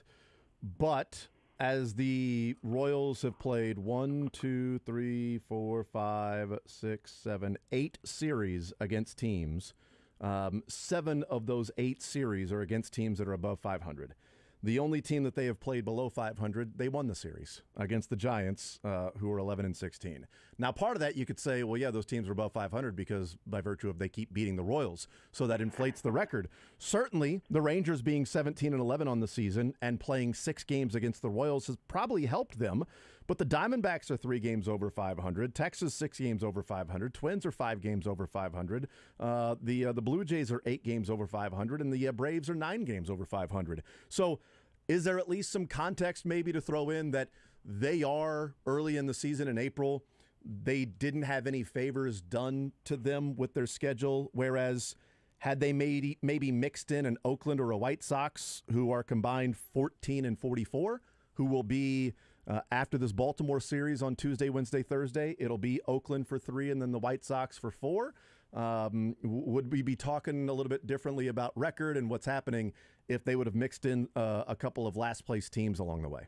Yeah, I mean, I think that's part of it. I think, you don't want to oversell it too much, but yeah, I mean, I think that's part of it. I was looking at this last night. The Twins, as you said, they are, currently leading the Central. They have what you said, they're 5 games over 500. Yes. They've beaten the Royals 6 times. So the Twins are leading the division based on the fact that they've beaten up on the Royals. Now, you look across the Central and you go, well, that's the weakest division in baseball. The only team in the Central that the Royals have played so far are the Twins, and the Twins are probably the best team in the division. I suppose Cleveland can, give them a run for their money, but when you're talking about Detroit and Chicago, those teams aren't good. No. They're not in good shape. And so, again, coming up here, like you said, the White Sox are coming into town. It gets a little bit difficult again because the Royals are going to have to go to Milwaukee and San Diego, but then they get the White Sox again. But then they come back towards the end of the month. They get 3 against Detroit, 3 against the Nationals. The Nationals are the worst team in the National League, probably. So, then they play 2 in St. Louis that are the last place in the Central, and then 3 against Colorado that's right there with the Royals and how bad they are. So the schedule does lighten up considerably after they go to San Diego in the middle of this month. Yeah, so it's going to be a key month. I mean, Yes. we're talking about, it's been a miserable April for this team. You haven't seen any kind of progress. You haven't seen very much in the way of positives at all for this team. There's going to be a chance to, turn it around a little bit, get pointed in the right direction. But you're going to need to see those results. I mean, we're going to have to be talking in like 4 weeks' time and be like, wow, they really did. They got well against the teams that were there, that were, easy pickings. I don't know that they can do that, though. I mean that's where we are. It's like, boy, the pressure's going to be on, but can they do that? Do they have the talent on this team to do that? I mean, there is some talent there. I just don't know. Again, like what we've seen, get it all going at the same time. Maybe reel off 3 or 4 wins in a row. Then we'll see what happens. Yep. And those are crucial games because if you keep losing against those teams, you eliminate any and all excuse of, well, they were playing good teams. And right now the Royals are not a good team. We know that. I mean, the over-under was 69.5 for this team. So they weren't expected to finish in the top 3 of the division. This was let's see what they have. Wins and losses, does it matter? Well, maybe it'll matter because you want to develop these players, but if they have an okay record and at the end of July they sell off some pieces and and it hurts their record at the end of the season, well then are we going to pay more attention to the schedule or the record, or are we going to pay attention to what the season was? This is supposed to be a year to where we look at the overall season. What do they have? Guys they can build around. And less about the record. So if they bounce back and start beating some of the teams that have the record that they have, well, that'll be at least encouraging. It won't be the end-all be-all. It won't mean that they're ready to win a division, but we know they aren't ready to win a division right now. Getting Daniel Lynch and Drew Waters at least starting a rehab assignment. What does that do for you, Craig, of maybe a little injection for the team that, seeing if Drew Waters can return to the big leagues and play center field and see what he has, which is a promising prospect. And then can Daniel Lynch take a step forward this year now that we know that Chris Bubich has taken a huge step back with Tommy John? Yeah, I think for me, those guys are you hate to say key because it makes it sound like that, they're going to push this team, to unimagined heights. But I mean, it's obviously not going to happen. But they are important guys because it's going to give us an opportunity, really, in my mind, to see how Piccolo and Quatraro will operate as far as roster management for this team. We've talked about it before about being transactional and everything, and I think really one of the big downfalls of Dayton Moore and Matheny and the guys that were before was that they would always give too much rope, especially to the veterans, guys that weren't performing because gosh darn it, they were going to turn it around and they had done it before and they were going to do it again. No, these they were bringing in guys that were washed. Well, looking at the roster now, you got somebody like Drew Waters who's going to come up. They're going to have to replace somebody on the roster with Waters. Who's that going to be? There's plenty of guys that you can choose from. I might think about letting Reyes go. Franmil Reyes, who didn't get a hit on the entire road trip, who's struggled, is basically a DH only kind of guy. Edward Olivares has been hot. We knew that he had that in him, and he is a much better fit to be the DH, obviously. So you bring Waters in, you put him in left, then you have an outfield of Waters and Kyle Isbell with MJ Melendez in right field. Again, you're still struggling offensively, probably, but your defense is a little bit better, and maybe your offense improves. But you got to make you got to make a move like that to get Waters back on the team. You can't just send Nick Prado back down again. or just a spin your wheel type move. You have to make a more of a statement type move, like this guy wasn't getting it done. We need to move on from him. So here's how we're going to line up from here on out, and kind of serve notice to the other guys on the team that hey, if you don't start swinging the bat, if you can't start swinging the bat, you're not going to be here for long because we need guys that perform. Yeah, 1 month into the season, visiting with Craig Brown into the Fountains, intothefountains.substack.com. 1 month into the season, when we're talking about let's assess, let's see what they have. If you're just simply taking the offense away and looking at positions, the best first baseman defensively they have is playing corner outfield. The best third baseman they have is playing shortstop. The best shortstop they have is playing in Omaha. And the best right fielder, or one of the best corner outfielders, right fielder, is a backup catcher. It's not surprising, like some of the issues that they have, especially defensively, when, if you let Franmil Reyes go, well, then, hopefully Nick Pratto continues to, swing the bat the way that he has since he's been called back up. 3 for 5, 2 for 3, 1 for 4. Yes, it's heading in the wrong direction, but in those 3 games and playing right field, played first base one of those games. Do you mix in Pratto at first base and Pasquantino at DH if you let Franmil Reyes walk? And now you're a better defensive team already. If Drew Waters comes up and plays one of the corners, now you're a better defensive team, or plays center field with Isbell at one of the corners. Now you're a better defensive team there. And we'll see when Michael Garcia comes up, and even if he plays third base as opposed to Hunter Dozier, well, now you're a better defensive and offensive team with this group. So there are some moves certainly they can make to where it would make them a better ball club, and maybe they just aren't ready to do that in April, where Drew Waters has the oblique injury. But while there's position flexibility with some of these players, it seems like they're all playing at their second best position. Yeah, it's a weird roster, and it's always been like that. One thing I would submit to you is maybe you send MJ Melendez down to Omaha, option him out. He's struggling with the bat. I mean, he just hasn't gotten on track at all. The defense has improved. It's nice, but he's not pulling his weight offensively.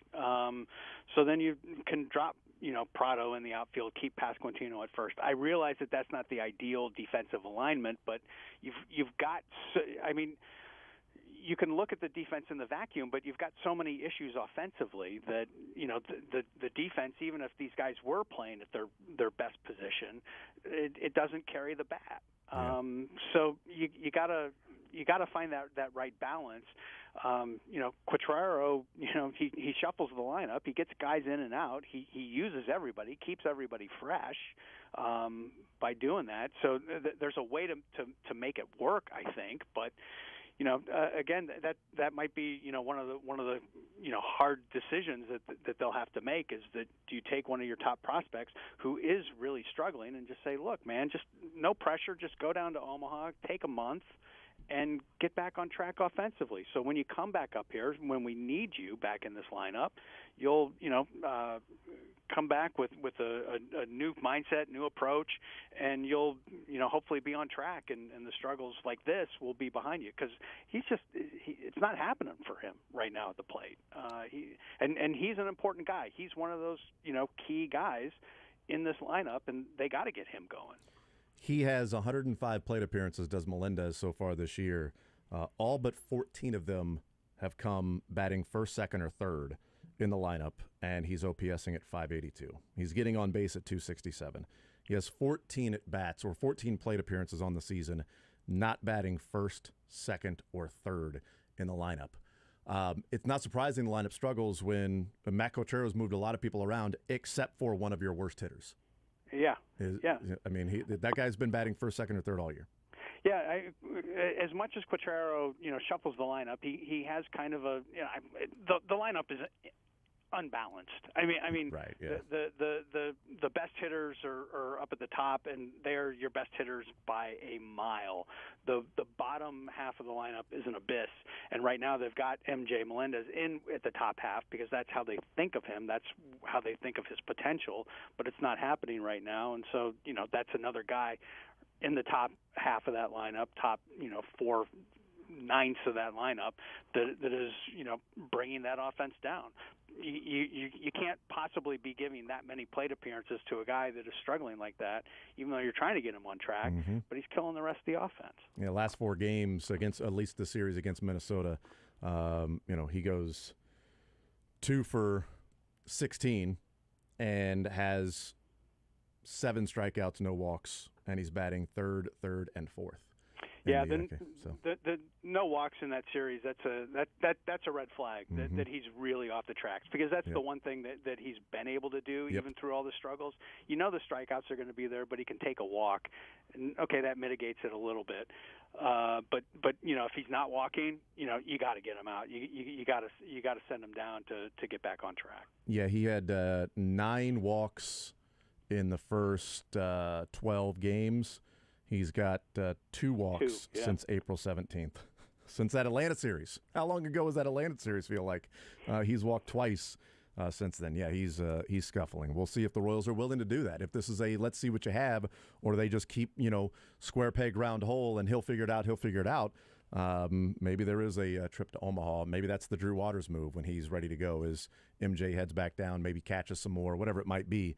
But get your mind right and get the bat right, because right now, it is not. Craig Brown, intothefountains.substack.com. Craig, appreciate it as always, brother. We'll talk next Monday, and hopefully there's some better things that we will be discussing. We'll see. We'll see what our conversation will bring after these games this week, this homestand. Hopefully they find ways to win more than one game in this homestand. Thank you, sir. Appreciate it as always. Hey, thanks a lot for having me on. Absolutely. There's Craig Brown, intothefountains.substack.com. Go check out his April assessment there at intothefountains.substack.com. And again, I do think there is context to the series they have played. All of them but one are against teams that are above 500, and 4 of those series have come against teams that are leading their division. Not an excuse for them starting off 7-22, but after they head to San Diego, they've got these 3 games against Baltimore. Then they've got 7 against Oakland and Chicago, who right now are combined 14-44. They go on a road trip to Milwaukee and San Diego, and then after that, they play some teams that again are pretty beatable: White Sox, Rockies, Nationals, teams around the same record as them. We'll see what they do when the schedule lightens up. But it has not been an easy schedule for them to start off with. And yes, I understand the math of teams that are above 500 that the Royals are playing. Part of that is that they are beating the Royals. Understandable. We'll take a timeout. We'll come back. We'll get back into football next. Want to see more of The Zone? Watch the show live on the Sports Radio 810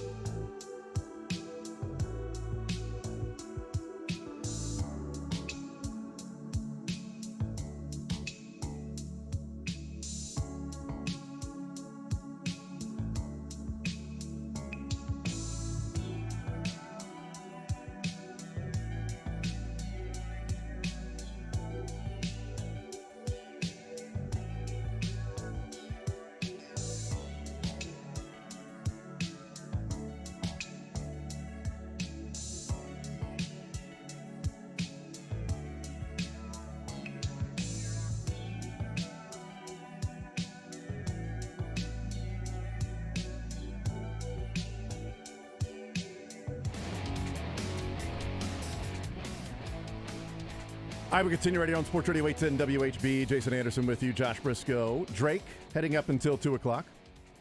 We'll talk with Mick Schaefer coming up in the 1 o'clock hour.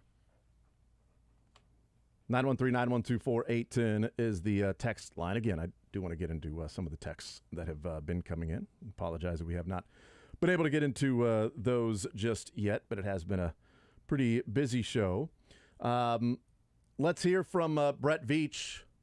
Speaking with the media, Brett Veach said that it was a great draft for not only the team, but also the city. I want to start off by congratulating Kansas City for the unbelievable job they did this past weekend hosting the NFL draft. Everyone at the NFL League office, to the mayor's office, to Kathy Nelson and the Sports Commission, just what an awesome 3-day event here. And I think Kansas City should be proud of what they accomplished this past weekend. Additionally, I want to give a big shout out to my staff, my personnel staff, the coaching staff, for really going after it hard after the parade, right into the pre-combine meetings, to the combine, to the free agency process, to the pro days, get us up to speed and get us where we need it to be. Certainly excited by how this weekend turned out, and adding 7 new draft picks to our football team, along with a handful of talented free agents. So look forward to seeing these guys this week and getting them up and running and helping us this 2023 season. So with that, I'll take your questions. Go first to Soren Petro. Go ahead, Soren. Brett, a couple questions real quick. Just first of all, the trade climate as far as being able to move up when you did. I know you did several times. Were there opportunities? Were there options for you to trade back? And do you give any consideration for that? And Brad, I'll have a quick follow-up as well. Yeah, I think, and I think I kind of hinted at this on Thursday night. Soren, I think, our staff, I mean, we're aggressive, and, we build our board and we believe in our board. And if there's a range that we feel makes sense for us, I mean, we'll certainly explore that. And we did that Thursday night, and we explained some trade opportunities. And I think the window just from 18 to say 22, 23 was just a little bit uncomfortable for us because, we do believe in our board, but at the same time, we do believe in obviously a volume of good players, and it's a long season. You have to have depth on both sides. So there was a lot of things we wanted to get accomplished this week. So we explored that, and when the price was a little bit too high for us, we still explored 24 to 26, 27. At that time, no one wanted to trade. So we had a window there where we inquired, and again, the price was a little bit too high. And then after that, there was no teams, wanting to trade. These teams wanted to pick. There was a small move there from Buffalo and Jacksonville, but didn't get any feedback from the rest of those teams. So we were content because we had a player in Felix that we liked, and then we were able to do some maneuvering the next couple of days. And then the follow-up is, did it seem like there was a wide variance of what the picks were being valued at? Like in some cases, we saw some, picks that seemed to have a lot that went into it. In other ones, it seemed like, a fourth rounder, if you go by some of the charts, that seemed like they were maybe discounted. Did it really vary dependent upon the teams? And did it surprise you a little bit that some were asking for so high when some others seem to be low? I think it's, you see it every year where, and when we go into a draft, we have the historical trends of what has been traded for this pick or that pick throughout the course of the year. And we utilize those when we're talking to teams, 3, 4, 5 picks prior to our selection. But also that gets adjusted in real time. Well, hey, this guy just went for this or that. But it really depends on the team and their motivation to move down and the team's motivation to move up. So if a team is there, I think typically teams are doing a number count in their head. And if they aren't comfortable selecting a player they want or are really confident they're going to get them just a few picks later, they sometimes take lesser value just to acquire another pick. But these things change, and it just depends on how motivated the seller and the buyer are. It's interesting. They are aggressive. We know that. So they build the board. They believe in it. There was a window from 18 to 22 that was uncomfortable for us, end quote. What do you think he meant by that? I think there was a window they wanted to trade somewhere between 18 to 22, but it was uncomfortable in how much it would cost to move up that far to draft a player that they wanted, that was there, that probably they had a first-round grade on, and they wanted to move up and draft that player. Now, interesting when he says 18 to 22, because if there's one player that, like Trent McDuffie at number 21, if it was like, you know what, 21, it's too high, it's too expensive, and then he gets drafted at pick 21, then they wouldn't just go, all right, now 22, is it expensive? Oh, a little bit cheaper to go to, let's move up to 22 now. Yeah, but your player's gone. So I do wonder if there was a player there from 18 to 22 that they had pointed out that they liked, but the price was going to be too high. It was, quote, uncomfortable for us. Also picks 24 to 27 they inquired about, but the price still too high, or the teams did not want to trade with the Chiefs.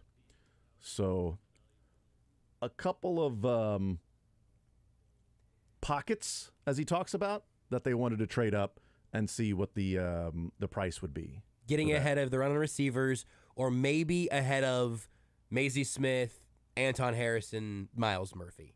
That's what you would probably expect that's code for. Yeah. So maybe 18 to 22, getting ahead for the wide receivers. And then even maybe at 20, the wide receiver that they wanted wasn't taken. Mm-hmm. Or maybe at 21, the wide receiver they wanted wasn't taken. And then maybe 22, 23, the wide receiver that they wanted was taken. So maybe that was Zay Flowers. He went 22. Yep. 21 was Quentin Johnston. 20 was JSN. So I don't know. Maybe it was Quentin Johnston as well, that they were willing to go Quentin Johnston or Zay Flowers. Okay, here's the run on wide receivers. Let's see if we can move up. Let's see what it would cost. We want to, just not comfortable. Not comfortable. It's going to cost too much. And there are too many guys that we like on the board here that we're going to have to trust that. Brett Veach was asked as he continued his press conference. He was asked about finding the right fit at wide receiver for this Chiefs offense.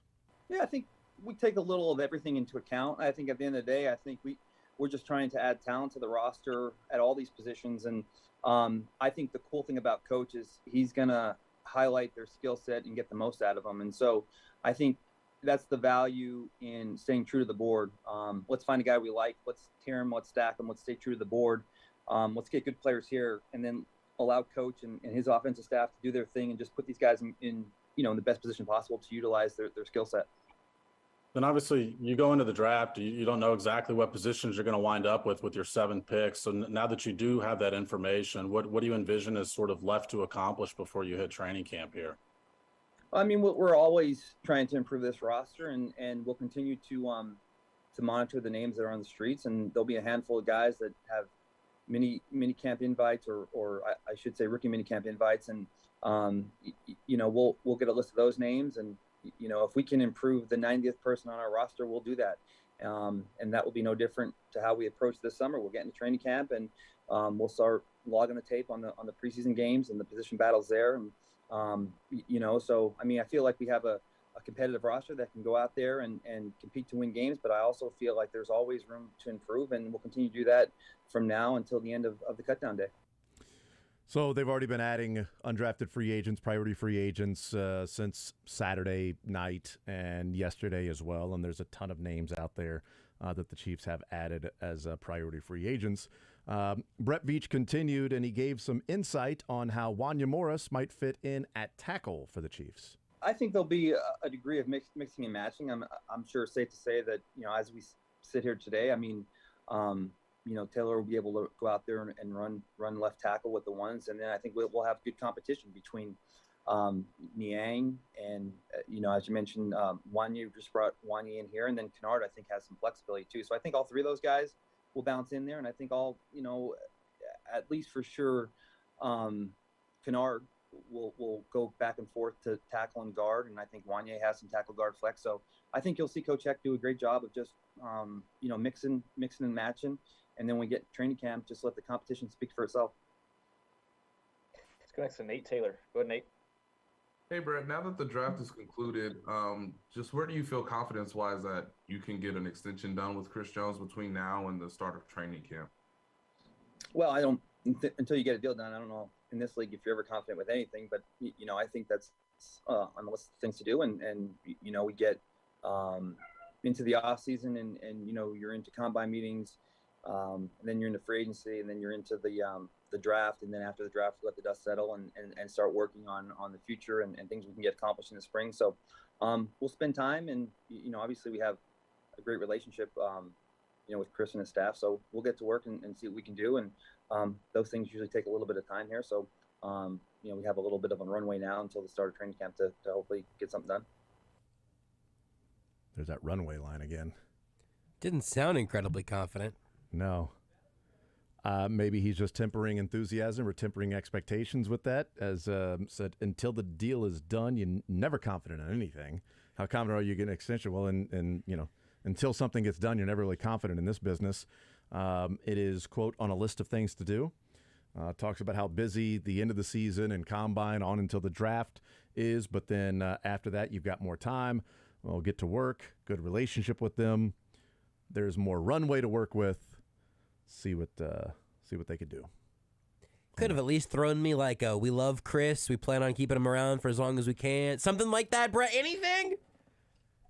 You just wanted him to placate you a little bit? Yes! I think that's you. But you think that was sort of assumed, though? I want to be placated directly. I want to hear we love Chris Jones and we are working day and night. I will not rest until 95 is extended. No, it's a good question, Nate. And Josh, we do love Chris. See, that's what I would like to hear. Is that what you were looking for? I would like to hear that. Specifically him talking to you? The last couple answers to Chris Jones' questions have been a little bit less enthusiastic than I've wanted them to be. I think he is just trying to set expectations of what this season will be, that it isn't. It's not a 100% the extension will get done. They can always franchise him at the end of the season, go in and work on an extension after that. I think something will get done because I think it helps in so many different ways. And they've got a good relationship. But there's more runway, just as they said about Orlando Brown.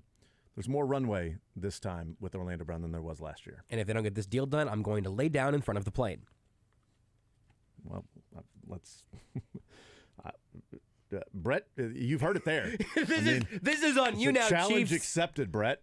Challenge accepted. Chris, we're going to have to go into this season without giving you a contract, and we will go ahead and franchise tag you next year. We'll figure this out next year, Chris, but if you could just go ahead and just lay low, we can wipe a blight off of Kansas City here just by letting you play this last year out. And I no longer have to placate that man. Adam Zeischer asked how Sky Moore, Kadarius Toney, and Rashee Rice will contribute moving forward in KC. Well, I think all three of those guys are extremely talented and versatile. These are guys that you can do some different things with. Certainly excited to add Rashee to this mix here. He was the guy that the contested catch and the run after the catch was something that really stood out. And we did lose Juju, and I think it makes sense to find a guy that can do a lot of things that he can do in the inside game, and he's almost like a running back after the catch. And Sky's done a tremendous job of getting better and improving. We saw that throughout the course of last year, and went through a lot of adversity, but the kid, his mental resiliency is awesome. And, look forward for him to take the next step. And, everyone knows about Kadarius and how talented he is. And, Kadarius can do anything on the field. He can line up inside, outside, running back, quarterback. I mean, he can do it all. He was quarterback back in his day. So, again, we just like to put talent out in the field. And coach will find ways to put these guys in different positions and different formations and different sets. And, you throw that group in there with a bunch of talent we have at tight end. I let the coaches do their thing. But, all three of those guys, we're really excited about. Okay. And also, I asked you about this a couple of weeks ago, but now the deadline is here or almost here. Just wanted to see where you are with Clyde on that 5th-year option. Yeah, and with the draft just being over now, that's another thing that will get addressed here soon. And we're excited though for Clyde this season. Actually, he was the first guy I saw in the building today, in tremendous shape. So he's a good football player. He's going to help us out here. And again, with these guys that we have a list of things to do with a bunch of these guys, and now that the draft has officially ended, in the next coming weeks, now is the time when we go through all that stuff and start making our plans for the future. But needless to say, we're excited to have him back in the building today, and look forward to hopefully a healthy 2023 campaign from him. The deadline is tomorrow. So as Brett Veach talks about, now's the time we can look ahead to these next few weeks and start to plan for the future. The deadline is tomorrow, Brett. It's not the, these next few weeks as we sort of look at all those things, it's something we'll look at. That would be May 2nd is when you have to place that 5th-year option on a player. So it's just formality. Like they're not going to put the 5th-year option on Clyde Edwards-Helaire. I did see though today, because he hasn't hit any of the escalators, it'd be like $5.5 million, which if he was your starting running back, you wouldn't hate. And can I just break character for a second? Yeah. They shouldn't have spent a first-round pick on Clyde, but it doesn't mean that right now they should try to trade him for that DeAndre Swift package or just cut him outright. Like, he is still a useful player. Yeah. They brought in Deneric Prince, the undrafted free agent running back who just has Chiefs Twitter already titillated. But Pacheco, what's up? You heard me. Pacheco, Prince, we'll hear about Jerick McKinnon at some point here from Veach, and Clyde. If those 4 guys are in the same running back room, that's your training camp competition. That's a good group. Clyde has some value in there. So a couple of Princes now with the Chiefs. Prince, Tega Winogo, and Derek Prince. Deneric Prince. Yeah, that'll be that'll be the Royals. Well, I mean, just the name, not close. The quality of play. Well, you got a King Felix. Wow. So getting some loyalty there. Patrick Queen, I think, had his 5th-year option decline today. KT's named Joker. We're bringing a whole. We have an ace. Is there an ace in the hole? You're my ace. Oh, that's not true. Okay. Felt nice when you said it. Still.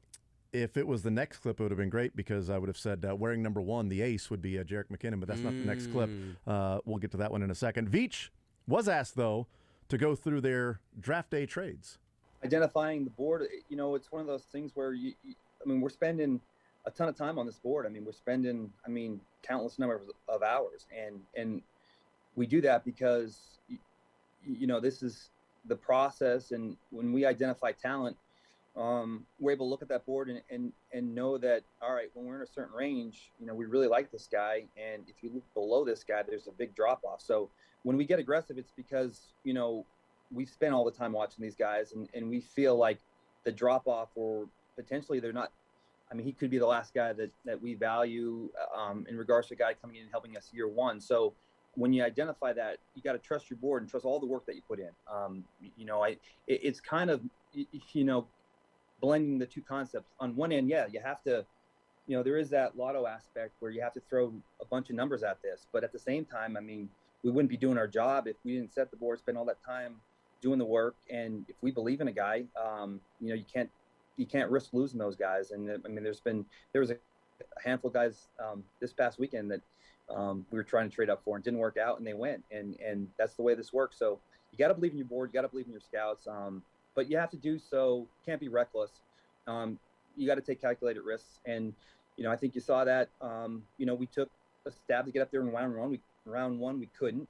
And so we played it smart. But then when we had windows of guys that we just didn't think there were like components of or similar value, we went ahead and made those moves. And then when we were sitting there in a position where we felt the competition or the value, or I should say the skill set was all similar, we traded out of that one pick and we got a future pick from Dallas. So I think it's just, blending, the volume concept and also the belief in the board and just going and getting guys you like. Let's go next to Vahe. Go ahead, Vahe. Hey, Brett. I know you said Thursday night that you found some reluctance with AFC teams to trade with you guys, that they weren't interested or they were asking for exorbitant prices. And it looked like that changed a little over the weekend. But I just wonder if you can distinguish this year from past years in terms of teams, especially rival teams, being willing to cooperate in the draft, and if that tone has changed a little bit with the success of the last few years. I don't know. I feel like all these drafts kind of work out the same way. And it all comes down to just the motivation between the buyer and the seller. And if guys, depending on the teams and the needs and how you never know how teams value other players and where they have them on their board and if they think they can get a similar player later. I'd like to think, all these teams operate from what's best for the team. And if they think staying there and adding a player that they can't get later is the best thing, they do it. And if they think there's a light component or maybe they're not as high on a pocket of players, then they move down.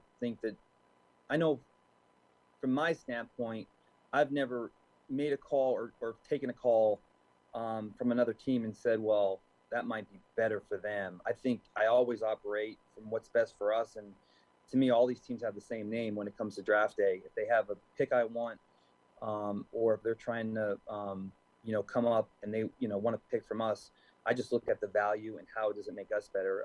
Because at the end of the day, we're competing against all these teams. I'm glad the Chiefs have a general manager that doesn't look at it and go, well, we can't trade with the Chargers because I don't want to make the Chargers better. And make yourself better. I can't believe the Chiefs and the Bengals pulled off a draft day trade and swapped picks and moved up and moved down. Why? Is it best for the team? Yes. The Ravens would never trade Orlando Brown to the Chiefs. Why would they want to go out of the way to make the Chiefs better? Well, do they think they're not good at their jobs? Mm-hmm. Is it going to make them better? Because they need to worry about winning their freaking division. They're not catching the Chiefs. They're still catching the Steelers and, Bengals and things like that. I never understood that thought process from a general manager. Well, we can't trade with them because they're our rivals. Yeah. So you think you're going to get fleeced. You don't think you're going to improve. Just because they improve, you got to improve. You're playing all the teams. Okay. So I love that thought process. Every team is named the same when we're trading with them. Let's hear from Brett Veach, who says the Chiefs have used more analytics to get more athletic as the draft evolves. I think it's just an evolution of just trying to get better every draft and every acquisition period. I think we've always did a good job of blending the tape and making sure that we utilize analytics to make sure that we don't miss anything. We're always crossing T's and dotting I's.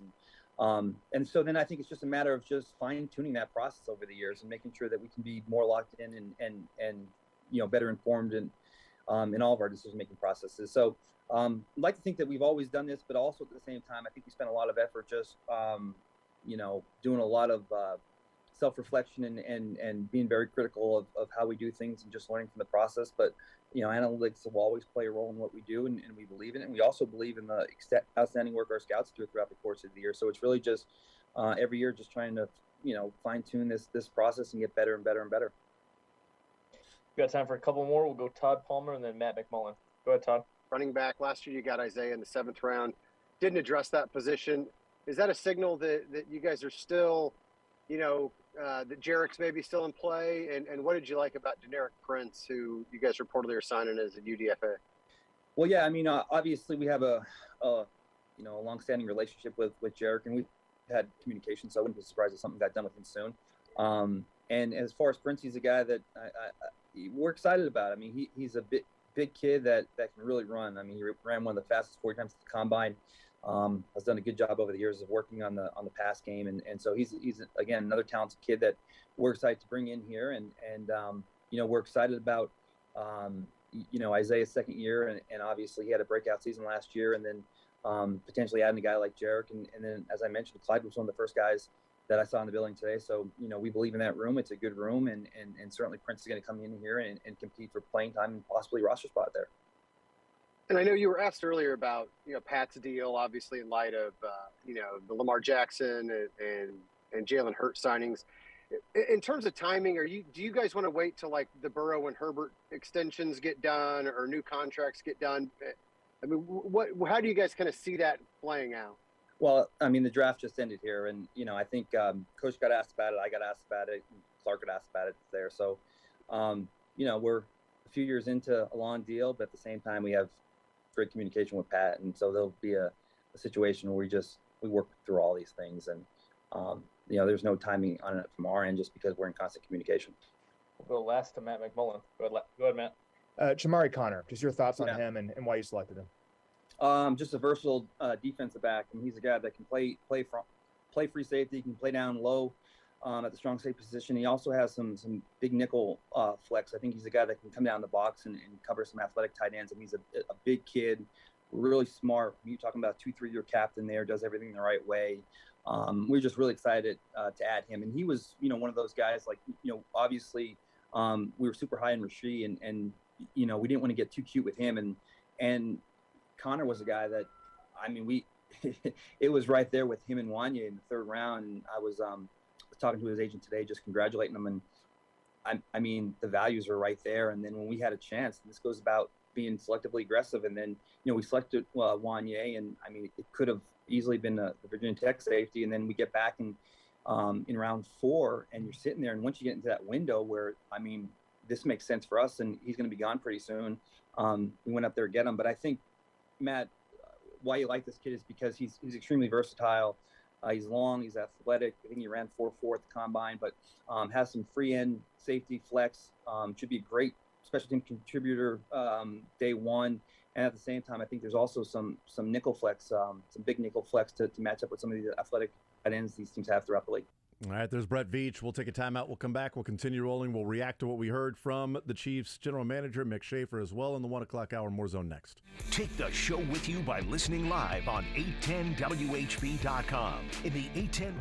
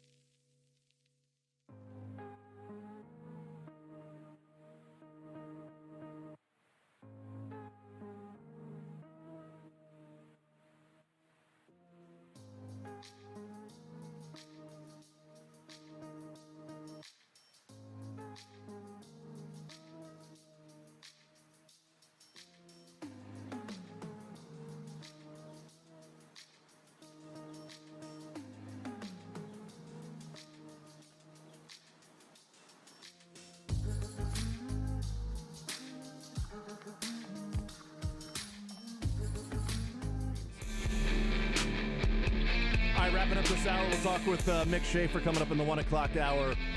Brett Veach saying with Jerick McKinnon, there's a relationship with him, communication. Wouldn't be surprised if something was done soon. Ian Rappaport reporting that the Chiefs are expected to re-sign Jerick McKinnon. Which makes sense.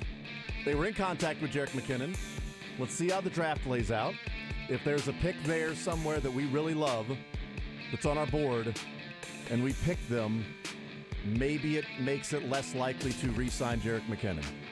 The draft comes, the draft goes. There's no running back selected. Let's bring Jet back. I'll take it. Heck yeah. Pacheco, Jerick McKinnon, Clyde Edwards-Helaire. I like the running back room. I like McShafer somewhat. WHB Kansas City. Big Emerge.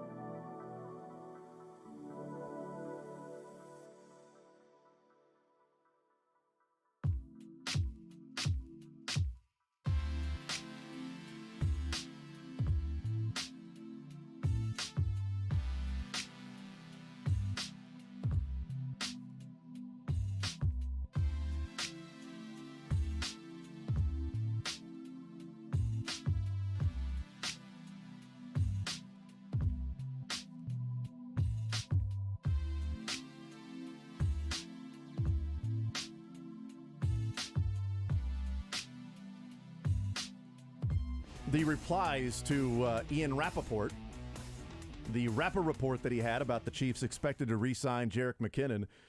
He also said that Brett Veach just alluded to that with reporters, in which he did, saying that wouldn't be surprised if something is done soon with Jerick McKinnon. And so I just wanted to see some of the replies to see like what different fans of other teams are saying. Interesting enough, there are a lot of Browns fans that are not happy, that are upset about the Browns not getting McKinnon. And I was asking in the break, I'm like, did we hear that McKinnon was like connected to the Browns in any way, shape, or form? Or was it one of those to where you have a fan base, message board, sports radio, reporters that say... The worst. I know, right? Message boards. Bloggers from their parents' basement. That maybe you get a conversation of, I'd love to have Jerick. If you put Jerick McKinnon with Nick Chubb doing the things that people hoped Kareem Hunt would do, but he just wasn't that guy last year, and you start to talk about who would you like? McKinnon. And it becomes like a common theme, and then McKinnon is picked up, and so you have a lot of maybe Browns fans that are like, this sucks. Oh, crap. Oh, no. Damn it. Wanted to re-sign him. I'm sick. Jeremiah McKinnon, a former cornerback in the league. Yeah. Played for the Browns in 2018. So there you go. They're just confused. It's got to be that. They wanted Jeremiah back. But he also went to TCU because he was a Bullfrog. Oh, yeah. So anyway, Thornhill has been trying to recruit McKinnon to the Browns. That's what it was. That's what it was. There it is. There's the connection. Thornhill was trying to recruit Jerick McKinnon. And then, was it Kadarius Toney? That was like, no. McKinnon, you're staying in Kansas City. So it was like a battle of ex-chief versus current chief. Like which parent do you go with then in the divorce? Apparently he's staying in the house that he was with. So whichever parent's moving in the big out. nice house. Yeah, so whichever parent is moving out. Well, it's got the nice things there. We've seen there's a parent moving to Cleveland. Oh. And then there's a parent living with 3 Lombardi trophies and Patrick Mahomes. May choose that one. Yeah. Chiefs got full custody. You know, Jeremiah the Browns McKinnon. See him on Wednesdays, at least, like every other Wednesday. Who gets the family Bible? Go ahead. Jeremiah McKinnon is cousin to Richard Leonard, who currently plays cornerback for the Calgary Stampeders, and former Arena football player Cedric McKinnon. I was wondering why there was a Calgary fan that was like, damn it. Mm-hmm. No mention of Jerick. Okay. Another player at Browns. You fumbled this, SMH. If there's anything Browns fans have learned over the last decade or so, it's that having good running backs is the key to building a good football team. Yes. Surely that will do it. That was the make or break move for the Browns. They were a Jerick McKinnon away. That's what I've been saying. Yes. I don't know. I did like their draft though. Titans fans, this is not good. I'm just going through. I did like this reply from a Chiefs fan to Ian Rappaport that says that they are expected to re-sign Jerick McKinnon. This reply from a fellow wearing a Chiefs jersey says, but they haven't yet. Fact. Good point. This is absolutely true. It's a great point. They have not yet. So great observation. Good observation. I'm Gary Lezak. Looks like it's going to rain tomorrow. But it hasn't rained tomorrow, Gary. Yeah, it's not even tomorrow. Gee. You don't even do this job anymore. Why are you on my TV? Yeah, your Lezak index. Maybe we should it's kind of totally re-engineer weather and just report on the previous days. What's already happened. It was beautiful today. It's not a forecast. It's a precast. Yeah. Backcast. I mean, I don't know. Like, they get paid a lot of money. I can tell you exactly what the weather was this weekend. It was nice. And a little windy at times. A little windy. Nice. Hey, you know what? The wind held off to the exact right moment. If it was gonna arrive, it came in like minutes after the draft ended. Poor Thundercat, he had to hold off for a little bit. And did he actually end up playing, though? He did, okay. yeah, until like an hour later. So it surely chased off some fans who were going to stick around for him. Mm-hmm. But as far as the draft goes, we dodged what can be some bad April weather. Could have been a lot worse for a weekend in April, and it was nice. It was really nice. Like last weekend in April. Yes, and I'm looking forward to the weather reports of it was nice this weekend, and we had a little bit of wind that came and went, little snow shower, just a small one on Friday, and we'll see what the next couple of days bring. Mick and weather. Dia, back to you. Hasn't happened yet. Hasn't happened. How can I tell you what the weather is? I'm not about to preview the Royals' 10-day homestand. Yeah. Because it hasn't happened yet. Why isn't Mick over there on Thursday telling us all the players they're going to draft? Okay, why is he talking about the players they did draft? And I'm the one here having to predict what's going to happen in the future. You guys are reading the news of what's already happened. Why am I the only one that's predicting? What if we flip it around and we start predicting other things in world news? Like the Minority Report. Just get real wacky with it. Here's what's going to happen tomorrow. I think there's something here. Yes. When I first got out of college, my mother sent me an ad for a television station. Well, she told me she was sending me an ad for television station. She said they were looking for a news forecaster. And I was like, I bet they are. Now you can see over here we have a 94% chance of political unrest and high winds all day. High winds. Wins and there's actually going to be a bank that's robbed, so I would not go there from 10 to 11 tomorrow morning. Listen, guys, I know I sound crazy, but there's a dude in a wolf costume, and you just have to trust me on this one. He's a drunk Chiefs fan, okay? I believe that he's going to come in all drunk. He looked completely sober. I was told he was an alcoholic. I'm just going by what I was told. All right, I'm just predicting, okay? I don't know how it's going to happen. This is what I see. My crystal ball said there was a drunk Chiefs fan in a wolf costume that's going to rob this bank in Oklahoma City. Just be ready. Be ready. Mick Schaefer is with us. Mick, how was the rest of your weekend? It was long, man. It was a long week. We started out there at on Monday out there, and then we finished at like 11 p.m. Saturday night with our final On the Clock special. And it was a great thing. We debated, is this the biggest thing to ever hit Kansas City? I asked my news friends because I think in '76 we had the Republican National Convention here. That I was like, was that bigger? He's like, I don't know, especially in '76. I don't know, maybe now. Kansas but City I was think now certainly there's not that many people coming Yeah. for a political national convention ahead of an election. That seems like a bigger media event, right? Like the nation's media would need to be around for that, but Yes. not necessarily filling out Fans, the yard. Yeah, I don't know. I'm just 54 million people watch that. How many people watch a convention? Yeah. I mean, I don't know. Just trying to think of like the things that have gone on over the last 20, 25 years to see. Because you put World Series in that, you put All-Star Game in that, right? AFC Championship games, that's Yes, kind of what I'm that's thinking. up there. But, I mean, All-Star Game's pretty good. That seems pretty analogous. Yeah. Hosting the baseball All-Star Game and now the NFL Draft, which is so funny. Imagine that being flipped. Imagine the Pro Bowl versus the MLB Draft. Like, what a silly math the NFL When do they makes us start do. moving that MLB Draft around? Because right now it's just in studio at MLB Network. I know there were some Stay people there. complaining about the tourism wasn't exactly what was planned, the hotels and things like that. But there's the element of, you say 54 million people watching the draft in Kansas City. I mean, again, that's free advertising. You're seeing the Chiefs, you're seeing Mahomes and Kelsey, you're seeing the city overall. They're showing some cool things that are going on. They're having the barbecue contest, all of that stuff. That's free advertising. And yes, there were hotels and things like that were filled up, and restaurants and stuff like that. Maybe not exactly.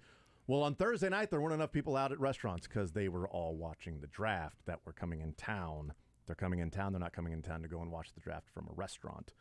They're coming in town to go to the draft. But I don't think those things are ever quantified, just as I don't think those things are quantified from like a downtown baseball stadium and being a pro team or a pro city with a pro tax of keeping people in the city and talent, not athletic talent, but business talent in the city because there are more things to do.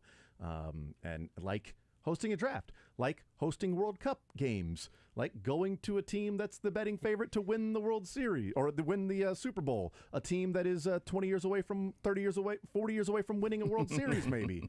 Right there. It's funny. Hey, in my precast, they are 8 years away from winning World Series. Okay.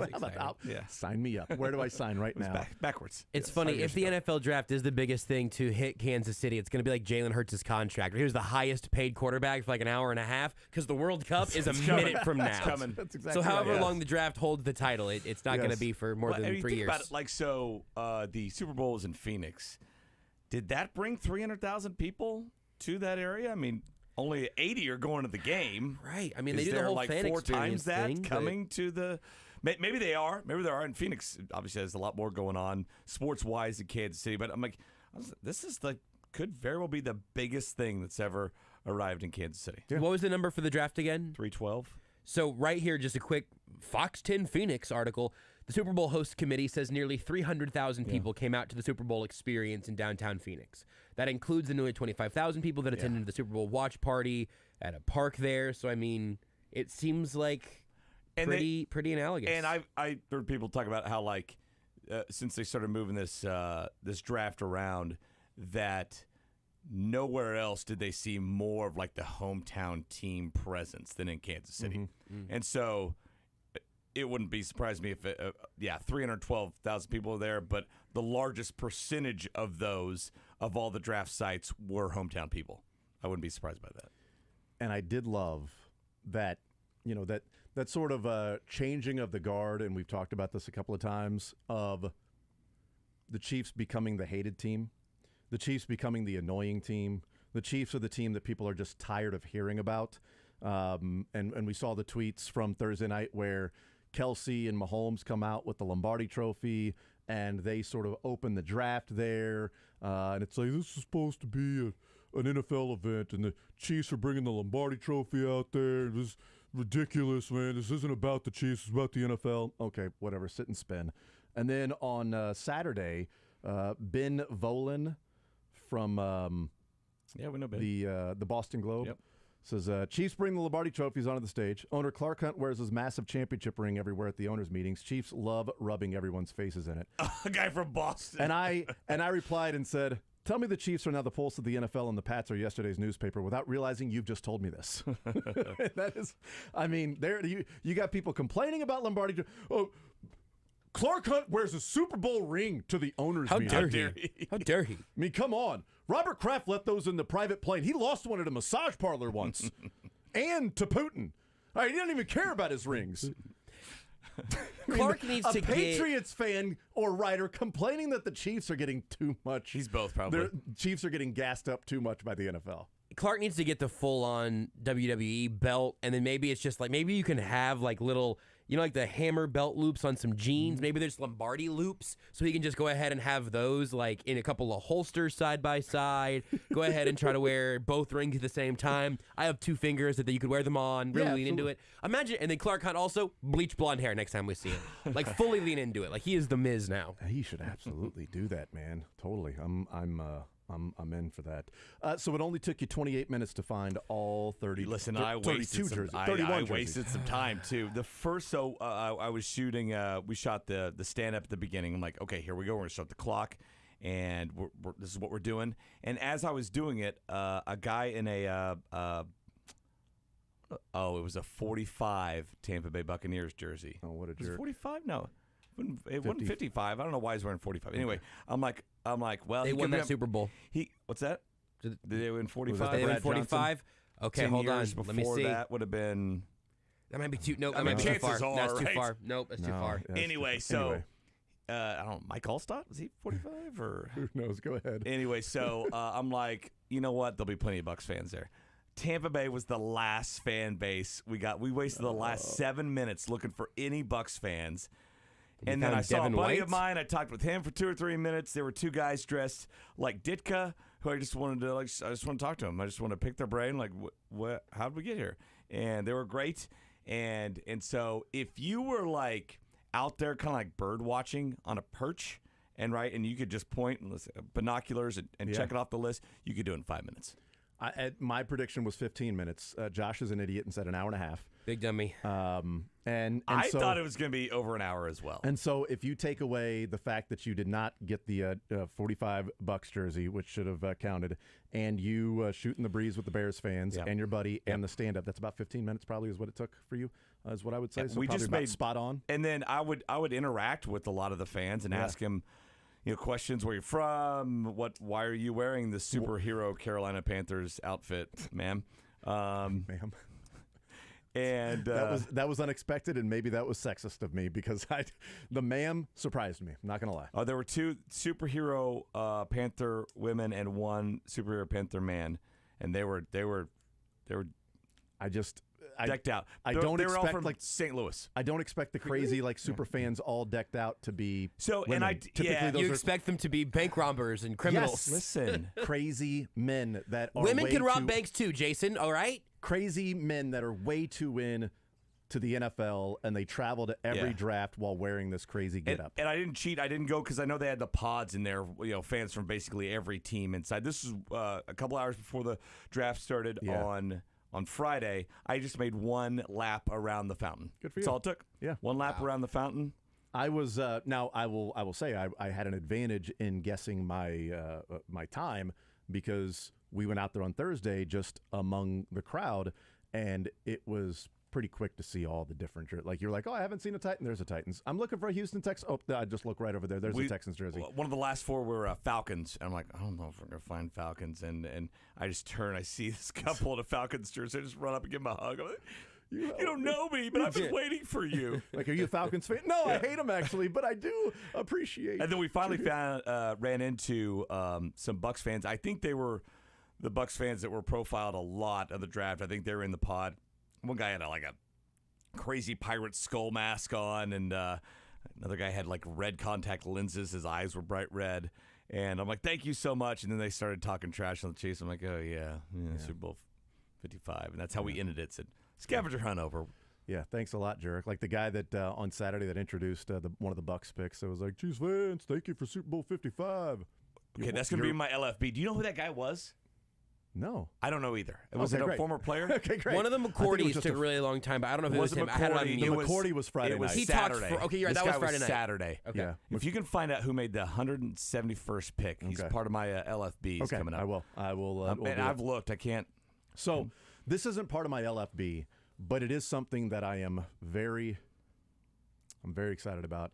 And I got a little emotional on Friday when the Chiefs selected Wanya Morris. So Wanya or Wanye? Wanya Morris. And Ruger says yay. They I think it's yay, Wanya right? Morris. That's what I said. Wanya Morris. Okay. And we find out that not only does he have the same name, but he's specifically named after Not just it's from Boyz II Men. The last name too. Yeah, Wanya Because Morris. I'm like, okay, they're both named Wanya. Then later that night, I'm like, yeah. Oh, it's the last name as well, which was already in place, right? Mm-hmm. I don't think they probably changed their family name for that. If not, they should have, because it's a great idea. Well, I mean, he's finally come to the end of the road of his college career. That's true. Let's see. He's a one-year starter at Oklahoma. Morris lined up at right tackle in the offensive coordinator Jeff Lebby's up-tempo, RPO-based scheme. Former five-star recruit at left tackle at Tennessee. He served as Anton Harrison's backup at left tackle in 2021 before becoming the starter on the right side in 2022. An above-average athlete for his size, Morris displays outstanding body control and weight distribution in his movement, both pass sets and run blocking. However, his rhythm starts to fall apart at contact because his upper and lower halves are often doing two different things at the same time, like singing and dancing. That's tough to do. It leaves him off balance from time to time, and Boyz II Men typically have a very balanced sound. Overall, Dane Brugler writes, Morris has NFL starting talent with his frame, length, and athletic traits, but he looks like a completely different player when his leverage and technique fall apart. If he learns to become more fundamentally sound, he can lock down a swing tackle role in the NFL and eventually become a starter, Mick.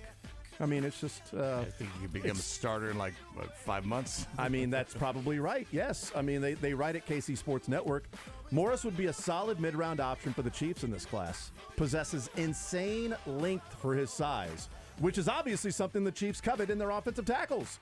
Sturdy, reliable in the passing game, could be an immediate impact player as a starter or as a swing tackle. The Chiefs want to add a boost to their offensive line group. Morris would be an interesting mid-round option, and he's named after Boyz II Men. So I am going to be very annoying with all of my Boyz II Men references throughout the years with Wanya Morris. And I've already taken to Twitter on Friday doing that a lot, so I don't care what anybody says. It's going to be so hard to say goodbye to Andrew Wiley. I mean, you would think that, but the other thing that you would run into is like when you think of all of like the Chiefs fans and everything that are out there and other teams maybe that try to play the Chiefs. I mean, you've got all those teams at Arrowhead in the playoffs that are finishing their games on bended knee, knowing that it's the end of the road, while they're driving to the airport saying goodbye to yesterday, while praying their one sweet day will come when they can hold that Lombardi trophy in the still of the night. I just Googled him, and I think it's crazy that the Chiefs drafted a guy who's 5'10" and 49 years old.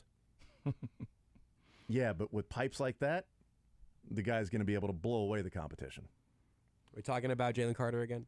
No. I walked right into this bit, didn't I? What do you mean? What bit? Yeah. You know when you listen to this back, you'll make love to it. Nah, I don't think I will. You don't think you will? I don't think anybody ever has. I think. How do you know that? Is it the Wanye? All right, listen. So we got the hour. Hold on, Mick. Hold on a second. We got the hours of 10 to 2, but we also have the podcasts. If anybody listening right now, text the text line 913. No, don't do it. I think the Wanye in Boyz II Men has a little accent above like the second A. Is that right? That's what this and the appears Wanye to, now yeah. part of the Chiefs does not. Yeah. No. But the Chiefs moved up to get him because they didn't want the water to run dry. Oh my God. What?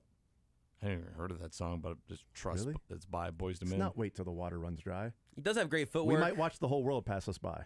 Great in Dancing with the Stars. We'll make the biggest mistake of our lives. Don't do it, baby. You think Wanya, when he got drafted, started singing a song for Mama? Is that another song? For Mama? Yeah. It is. I just knew too, like End of the Road. Oh, you nailed it? It's hard to see why. Do you think maybe he called the Chiefs and said, if you draft me, I just want to thank you in advance? And I thank you. Thank you. Maybe. When I felt They have the enough, same middle name? You always turn around. I'm on it. Right there. To thank you. He's going to be working out for 4 seasons. That all? By himself, it'd be 4 seasons of loneliness. So, and now he's letting all the other teams. No, I got drafted by the Chiefs. I'm doing just fine. I cannot find the offensive tackle's middle name. The singer's middle name is Jermaine. You know what? I'll just make up one, and it'll be just my imagination. Buddy? I mean, my trail mix. I'm going to go see if Brugler's got a middle name.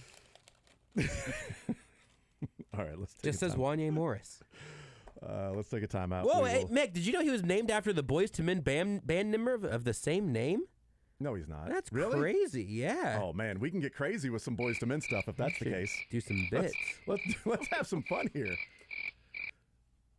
All right, more Zone next. Mick Schaefer's brought to you by Atomic Cowboy Sports Saloon. As seen on Food Network, Diners, Drive-Ins, and Dives, and Man vs. Food, try it today at...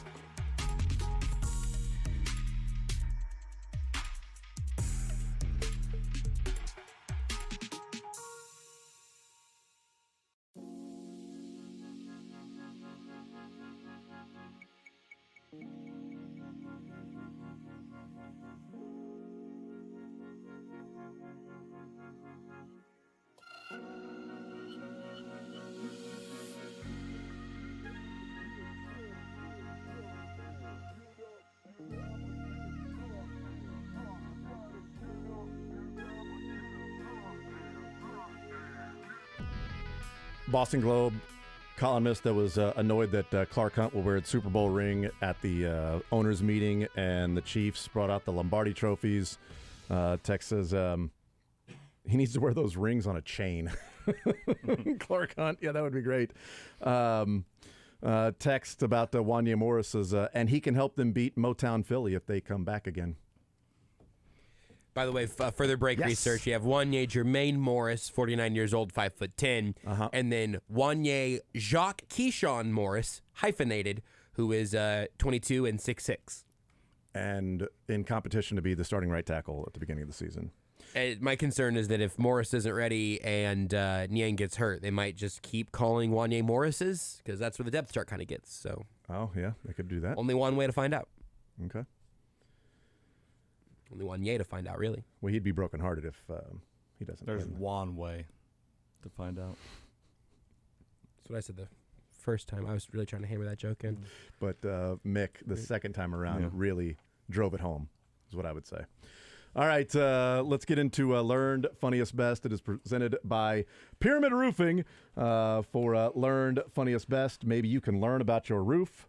It ain't funny when something happens, but it could be the best if you go to Pyramid Roofing, 816-966-1101 for a free estimate. All right, so what I learned this weekend, as I will pull it up on my apps, here's what I learned. Randy Scott and Gary Struski for on SportsCenter. Randy Scott, I think he might be known, but not the way that SportsCenter anchors are known. Gary Struski is a younger guy. They have become maybe my favorite pairing of SportsCenter in a long time, to the point that I won't actually turn it off. I'll keep watching SportsCenter when they are hosting together and anchoring, because they're that enjoyable. I know what happened in this game, and typically with highlights, I'll find something else, NFL Live or NFL Network or something like that. But I just keep it on when they're going through, because the banter is fun. Some of the things they talk about when the highlights are going on. Randy Scott was talking with David Pollack and said and David Pollack was wearing a very tight shirt, and Randy Scott said, "Well, David, thank you. We're breaking, and you're breaking out of that shirt." So, which was great. They dropped it's the small things. It's like roses by the stairs when they were talking about somebody hitting a home run or something. And then D'Angelo Russell pulled up from the top of the key. And Gary goes, "D'Angelo, how does it feel to knock down those threes?" Like, these guys are really good. I enjoyed it, and they were fun. They did a dunking thing on each other. That was fun. So that's what I learned, is that I find myself not turning the channel on SportsCenter that I typically do when those guys are hosting together. And SVP SportsCenter is not your typical SportsCenter. That's different when he's hosting. I don't put that in the category. But it did give me feels of like back when you were 12 years old. Eisen and SVP and Kenny Mayne and John Anderson and Oberman, when those guys were doing it together, they were really good. They were fun. You would stay watching it. So the best was, I loved Kilborn, and he was paired with, oh my gosh, I am blanking on his name. I've actually met him. What? But they were my favorite. They did like the late. They did like the 2 a.m. SportsCenter back in the day, and they were just so dry, and both were just smart asses. Oh, who was? I think he does like PBR play-by-play now. Oh yeah, can't remember. Craig Kilborn, and anyway, those are my favorite. I loved it back in the day because it was Eisen and Stuart Scott forever. Yeah, of course you had Oldman and Patrick, and like it was always a pairing. Now I feel there's so many of them, right? And they mix and match, and rarely do you get a consistent. They're good, and the one line that I forgot to say that I liked the most, they were talking about after the game was over, Lakers and Memphis and everything. It said that Dylan Brooks finished the series 31% from the floor, 24% from three, and 50% of his mandated post-game media obligations. That was a really good line. These guys are fun. All right, what'd you learn, Josh? I learned that there is such thing as giving too much. A headline from the AP: Dutch court bans sperm donor who fathered at least 550. This is from the Netherlands. A Dutch court on Friday banned a man from donating any more of his sperm after he fathered at least 550 children in the Netherlands and other countries and misled prospective parents about the number of offspring he helped to conceive. A judge at the Hague District Court ordered a halt in an injunction brought by the mother of a child conceived from that donor and a foundation representing other parents. That seems like an absolutely shocking amount for a whole bunch of reasons. And I also would understand at some point you say, don't we need to get a little less homogenous potentially from this location? So that's what I learned. I learned that if you're going to draw that line, it's somewhere south of 550, at least in the Netherlands. So Antonio Cromartie lives in the Netherlands now. That's what I saw a lot of tweets responding to this tweet saying that Nick Cannon is going to take this personally. So Sean Kemp's like, they worked on a high score. Hold my prophylactic. Mick, what did you learn? I remember Brett Haber and Craig Kilborn were great pair. Yes. So I learned that there is a faction of sports media people that I can't stand. And just now learned that. It's not radio guys. Oh, thank God. I call them draft bros, and I'm pretty sure I sat next to the same 4 draft bros last year at the draft in Vegas, where every pick just blows their damn mind. They freak out about everything. They will tell you how much they know about that guy, how great, or more often, how bad of a pick it is. Oh, my God. And where they mocked him in their draft and how close they were. It's the same 4, and it's like, it's really annoying. In the first round, I guess you get it, but I mean, it was going on in the 3rd round. I mean, Take Bigsby win. Oh my! You got to be kidding me. I had him mocked. I'm not there, but in the 3rd round, and they'll just be blown away at every single pick. Oh man, Browns GM just killing it, and I hate him. And every single pick, I imagine they were doing it in the 4th through 7th rounds, but I hate draft bros. Look, Mick, just because you don't have a VHS tape of Nick Jones highlights in your basement doesn't mean that the rest of us can't have our fun. I mean, they'd be like, oh, you know what? A big, fast, powerful D-end is going to fit perfectly in their scheme. Whose scheme is he not going to fit in? Who doesn't want that, draft bros? A big, rangy, fast receiver? That is exactly what they're looking. Everybody's looking for that, draft bros. Jason, I saw a tweet and they're earlier not from here. The guys aren't from. I don't know where they are, but they huddled. They go to every draft. They do. See this tweet from Adnan Nankuri on Twitter. Jason, we read to earlier. I have no idea how Nico Ramingo didn't get drafted. UDFA for the Chiefs. The rich get richer. I think it's Nico Remigio. Sure. Yeah, it makes sense. Yeah, Jerk. That's snotty little draft guy. You got the name pronunciation it's exactly wrong. what the Chiefs are looking hate people like me. I love that. Like he would be great for everybody. You know, like when Missouri went to the SEC the first year and they played South Carolina and they had like 4 turnovers and lost, and somebody was, you can't turn the ball over in the SEC. Where can you? As opposed to the Big 12 where you can just have -7 in turnovers, but they still won because Big 12 turnovers don't matter. In the MAC, you actually get 3 points every time you turn the ball over. Hey, listen, you can't turn the ball over in the SEC and win. Yeah, thanks for the advice. We should let conferences have different rules, actually. I think we're bringing back interleague play now. What position does Remigio play? Linebacker. Yeah, I mean, Chiefs were looking for, I think, for right? that position. Well, let's find out. I have no idea. I said that really, really confidently. Linebacker really fits into their scheme. Is he not the wide receiver? Yep, that too. Hey, Fresno State. They were looking. They have wide receivers in their scheme too. Who's the linebacker they signed that everyone's really excited about? I'll get that to you, Mick. You want me to just text you my threads? I've got little write-ups. I think Cook was the linebacker, maybe. Who's to say? Cook. I don't know that I would sign as a UDFA for the Chiefs if I was a wide receiver. I think there are other positions or other teams I may go to if I was a wide receiver to try to make a team. I don't know that I would go to the Chiefs. Are you blown away by the Chiefs wide receiver room, or they just have so many guys? No, I mean, if they're trying to make a squad, they've got 6 guys, 5 guys they have under contract, 1 they just drafted. Justin Ross is everybody's All-American.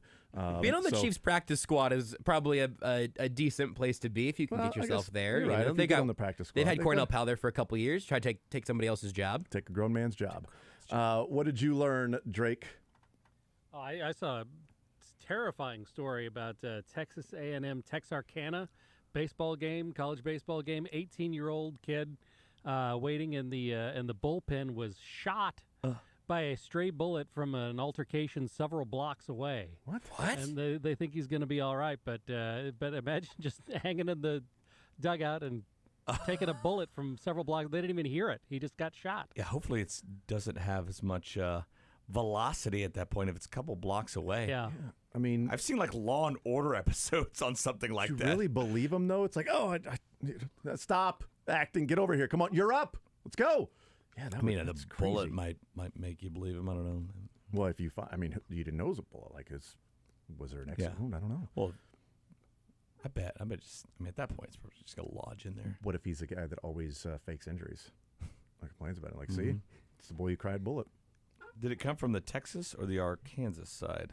Yeah, from Texarkana. I got my guess.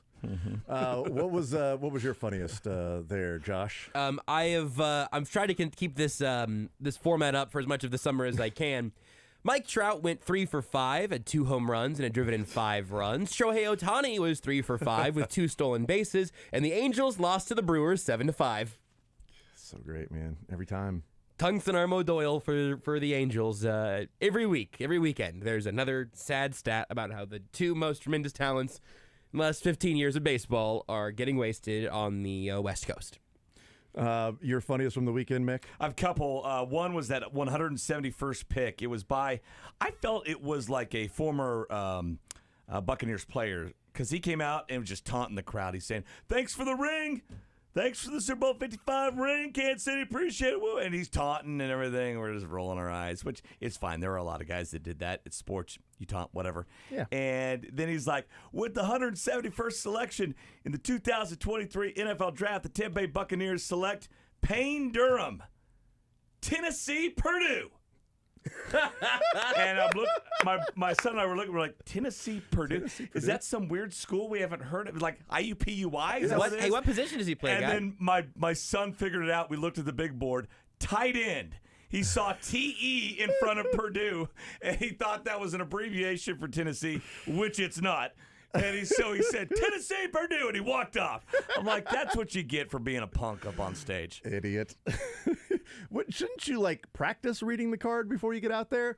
I feel like someone were like, there's not much time. And the Oscar goes to? Well, I mean, when you got knuckleheads like that who are all about, I'm just going to go out there and say this, a lot of times the card is secondary. I don't even care what the card is. It's just about me. Tennessee, Purdue. Tennessee, Purdue. I had Tennessee, Purdue going 168th overall, so that's a great value. So it's a really good pick. I thought it was a reach, another one was, so we were trying to get all of our stuff and all our vehicles out of the huge footprint, which was the draft. And so we had a Sprinter van down there by the NFL Experience.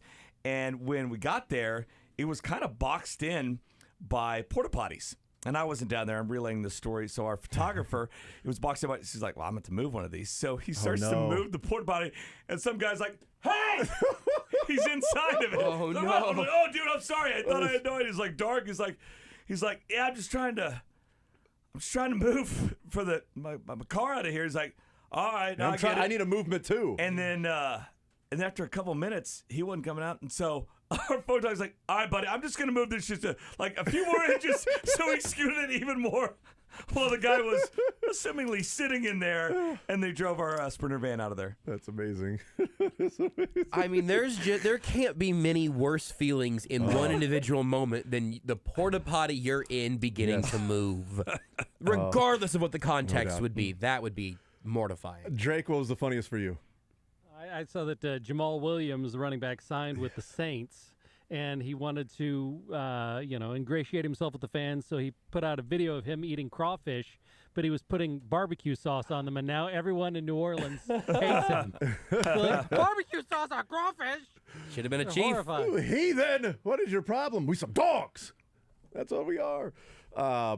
My funniest, I have a few small ones. So the Lakers at halftime of their game, they had a fan come out, and you've got 30 seconds to score 10 points, and it's like the layup is 2, a free throw is worth 5, top of the key is worth 10. You get 10 points, so you got 30 seconds. They introduce this kid. He's like 12, 13 years old. Like, are you ready? He goes, I was born ready.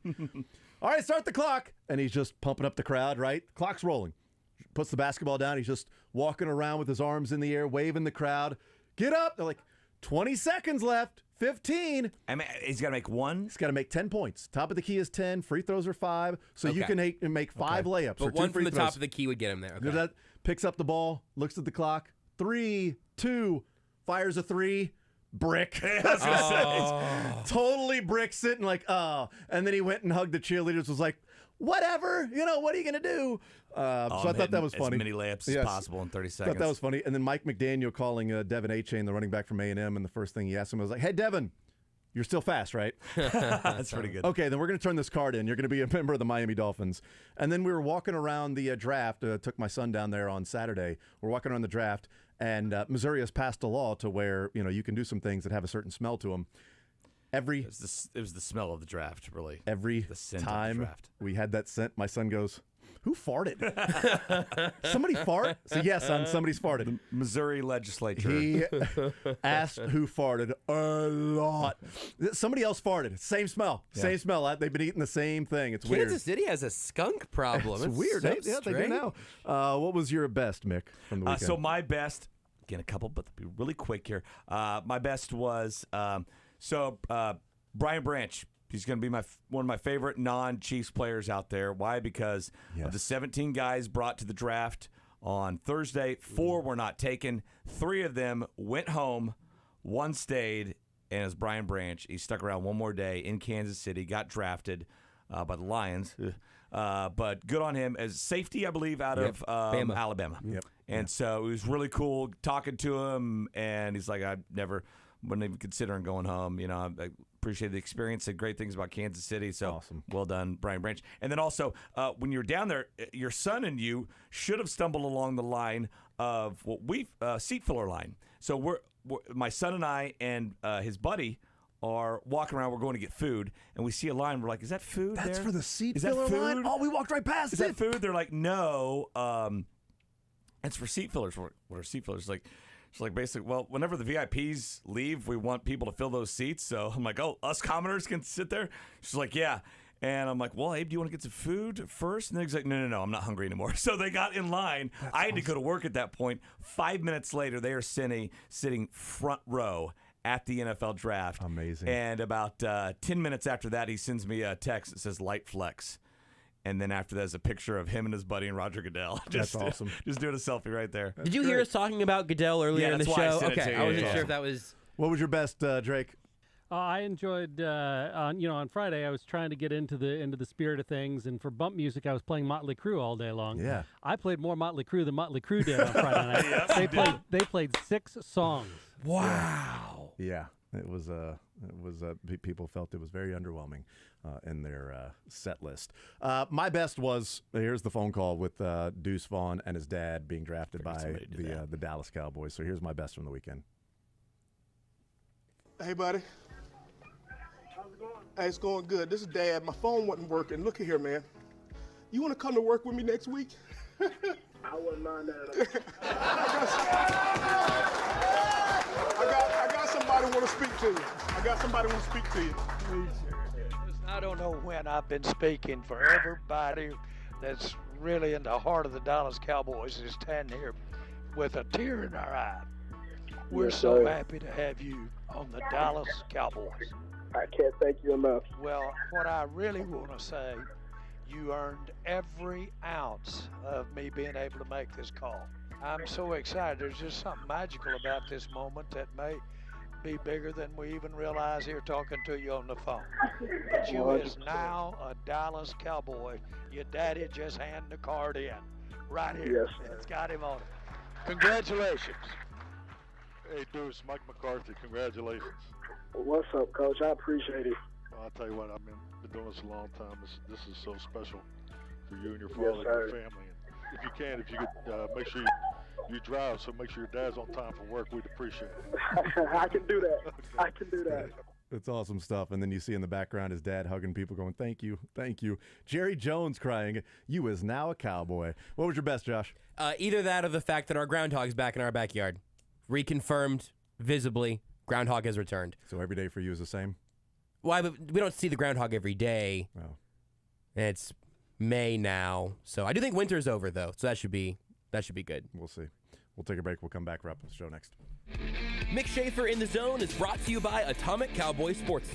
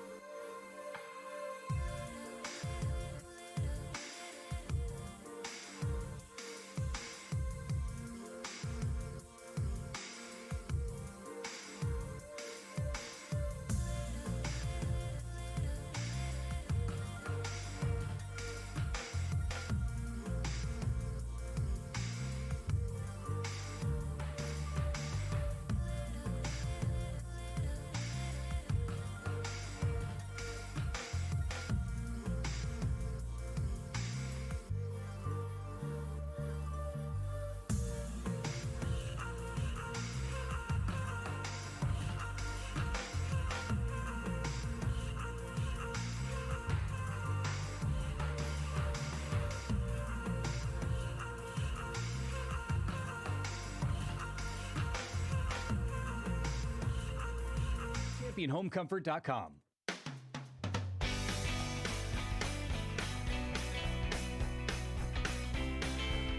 All right, we continue right here on Sports Radio 810 WHB. A couple of other nuggets, some notes from the NFL draft. Nuggets tonight. The Packers, they drafted 5 wide receivers / tight ends, which is the most for any team since the 7-round draft. Yeah, that's so good. The Chargers took 2 wide receivers from TCU and Max Duggan. So they have a quarterback and 2 wide receivers. The Eagles in Georgia, right? Tennessee had 6 selections, all on offense. It's tied for the most selections for a team that takes only one side of the football. There were 43 draft day trades, which was the most ever by 3. And Philadelphia with 5 Georgia defensive players the last 2 years, and then also traded for DeAndre Swift. My best should have been Casey Pet Project's cameo on NFL Network. One of the dogs peeing on Daniel Jeremiah. That's right. Daniel Jeremiah got peed on. That's right. And then the Eagles trading up to draft all of them. How about the Chiefs made history. All the dogs. All the dogs. For the first time ever. Do you know what the Chiefs did in this draft? First time ever. They took a Felix? Probably. They drafted somebody named after a member of Boyz II Men. That's gotta be one pick in every round. Wow. 7 rounds, 7 picks. 1, 2, 3, 4, 5, 6, 7. They've never done that? Never done. 2012, 2003, they went 1, 2, 3, 4, 5, 6, 7, 7. Okay. They've never done just 1 pick in every single round. It was a by-the-book draft. I do love that of the 10 picks the Chiefs started with, they have 3 selections that were actually at that original pick. 31, Felix. 166 in the 5th round, B.J. Thompson, and 7th rounder, Nick Jones at 250. Every other one was a part of a trade up or a trade down. I mean, Brett Veach wheeling and dealing. Wheeling and dealing. You is a Kansas City Chief. How about that? You as a Cowboy. Thought it was interesting. He talked about Shamari Connors, said it was him or Wanye Morris at the end of the 3rd round. Yeah. Oh, wow. And he got them both. And then that's why they traded up. He's like, we were sitting there and like, you know, we gotta move up. We gotta get him. We were going to draft this guy. The baby trades, right? If they know somebody, they're like, we want them. We're within 10 picks. Yeah. Let's go do it. Yep. And every one of them was a trade up except for trading away pick number 178 just for next year's 5th rounder. Yeah. That was it. The only time they traded down was actually trading out. They didn't even move down. Mick, you're the man. Appreciate it, sir. I know, right? Mick, you suck. I know. Your home for the NFL Draft. Sports